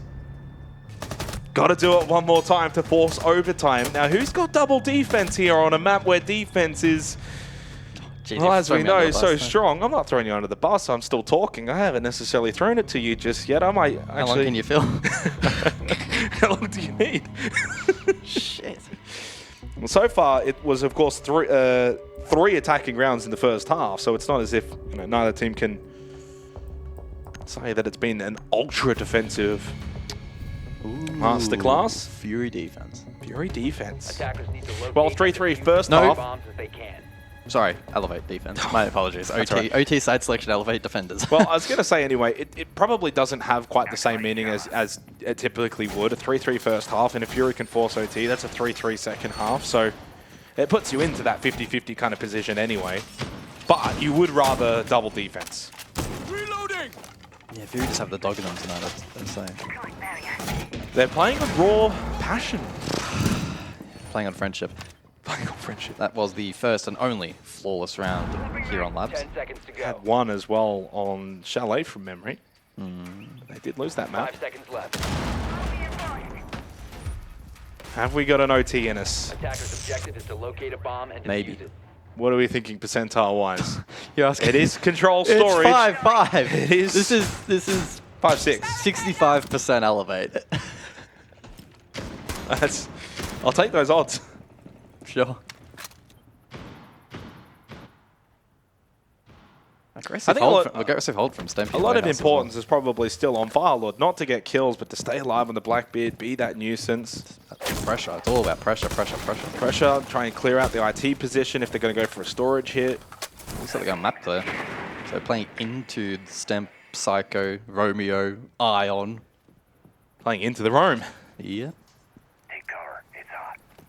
Stamp is, of course, towards Rafter's position. They do open up IT. Exothermic charge goes off, and with that, IT breach opened.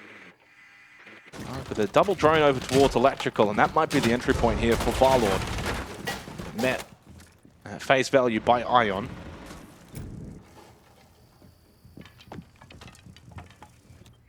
Okay. I'm just a bit confused as to what he was looking for. Maybe was it a frost mat or something? Might have been. Of course, frost mat in play. Potentially goo mine. Nor is the pulse as well, which fed info 9 previously. seconds. But it's a Blackbeard though. Impact. Still, you're not getting through that shield. Well, the Clash is covering the other side though. And then the frag grenade as well Oh, to push grenade. back Ion. And they've lost the Clash. The Clash is down. Shield's still up. One shield beats the other. But as you said, Clash's shield remains, but for no more. The swing up close, Ion. Headshot is clean. Elevate take the lead, and he wants more blood. Dark Corner connector. Ion goes to 15 kills, but so low on health, and still 60 seconds in this round. Plenty of time. The pistol panic, but Dark is swinging the doorway with the pistol, and that might be enough to seal this series. Like Colas and BG, man, need to pull off something special.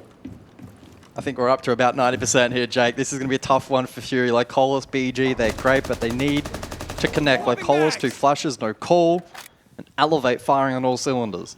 Put the chairs away. We're getting ready to throw back over to the couch. You can sense Rob's probably just getting back into the chair, ready to hand it over. But can Lycolis, BG man, extend this series just that wee bit longer and force overtime from the brink of elimination from the upper side of the bracket? There is one player spotted, eliminated, dealt with, Naka gone. But we're getting closer to red time. Kit must go down, stay down. In storage now from BG man. Ion still low, but around the vicinity. But the plant is successful. Now becomes a post-plant scenario. And only the one player disadvantage. Up close though, it's Step with the Deagle. 1v3, BG man must clutch it. No, it's still winnable from here. 2 players low. They're both low, Stemp and Ion, but Psycho has a little bit more. He'll play first contact and hit the headshot. Elevate will dispatch Fury and move on to the upper bracket semi-finals to take on Team Orchid later tomorrow morning. Usually I'd say later tonight, but in this instance, in a couple of hours' time, what a series. 7-5, 7-5, 7-5. A perfect example of a team having to grind and grind and grind away at this series. Fury did not make it easy, but Elevate, as we kind of alluded to, certainly statistically, probably the deserved winners in this instance. I think deserved winners is the right way to go about it. Elevate for me in a very close edge out. I don't know if it was a big discrepancy between the two teams. A really fun series. Hard fought, long drawn out. And for Elevate, they'll play in a couple of hours time. For Fury, it means lower bracket. And for us, we get to go and see my favorite man in the business. His name starts with P. Panic Monday? Pob Monday? I feel like that we could. It's we definitely could go not there. Pengu. He wasn't going for It's Pengu there. absolutely not There's Pengu. no way it's me. You know what? Exactly. I think Xenox put it perfectly. They did edge it out quite nicely. Oh, yeah. Just Oh on, my the, on the precipice of greatness. Pengu 7-5, 7-5, and well, would you guess it, a 7-5? It was so close in the end. Fury even had the lead going into that final round, and we thought for a second hope was not lost, but then Iron just does Iron thing. What a phenomenal performance from him in this third map.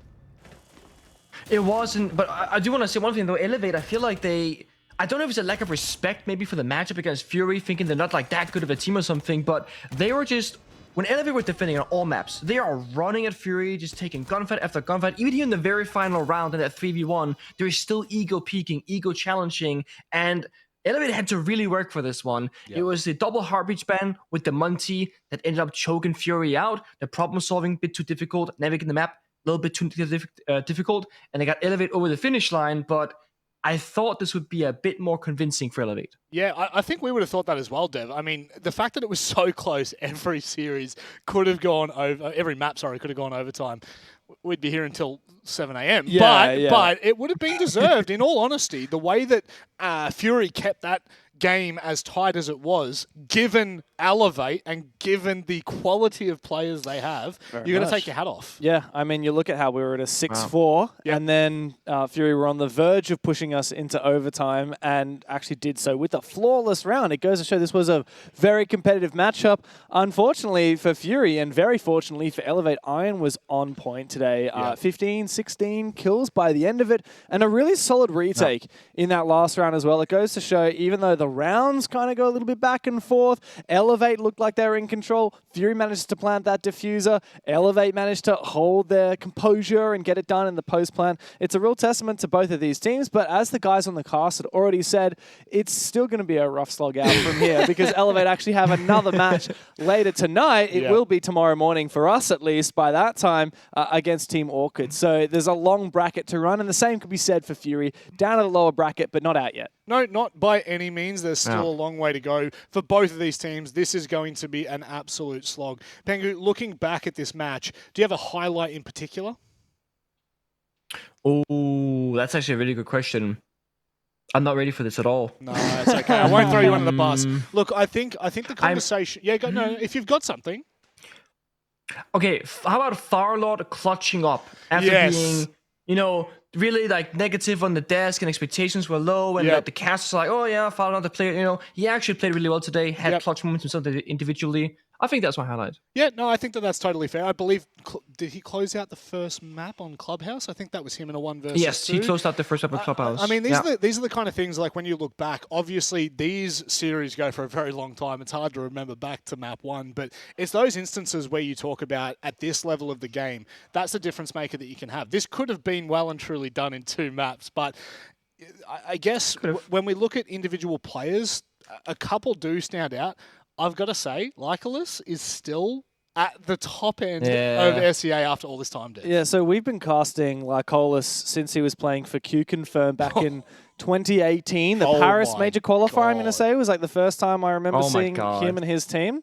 Back when you were at your peak, actually, that was your best ever event, Pengu, and it was also Rob's first time in the studio for Rainbow Six Cast. Good old days. Oh, was it? You actually had a chat with Lycolis recently, and something you pointed out to me is Lycolis is how we've always said his name. Yes. Phonetically, it's how it looks. That's not how he says it. That's not how he says it. I didn't know this for like 7 years. I know. I'm going to address this. What does he say? So it's kind of like Legolas. That's how I remember it. Legolas. It's Lycolis. So no, doesn't he say? You said he says Lycolis. Well, yeah. We're not going to say that because, to be frank, it sounds bad. Yeah, I'm going to say Lycolis because it sounds better. But it's like, it just sounds like your name, Nicholas, but with an L at the start. That's the way I think about it. So that's probably a better way of looking at it. I think I've stumbled probably 4 times already. But honestly, at the top end of this game, I think that the 2 players obviously standing out, Lycolis.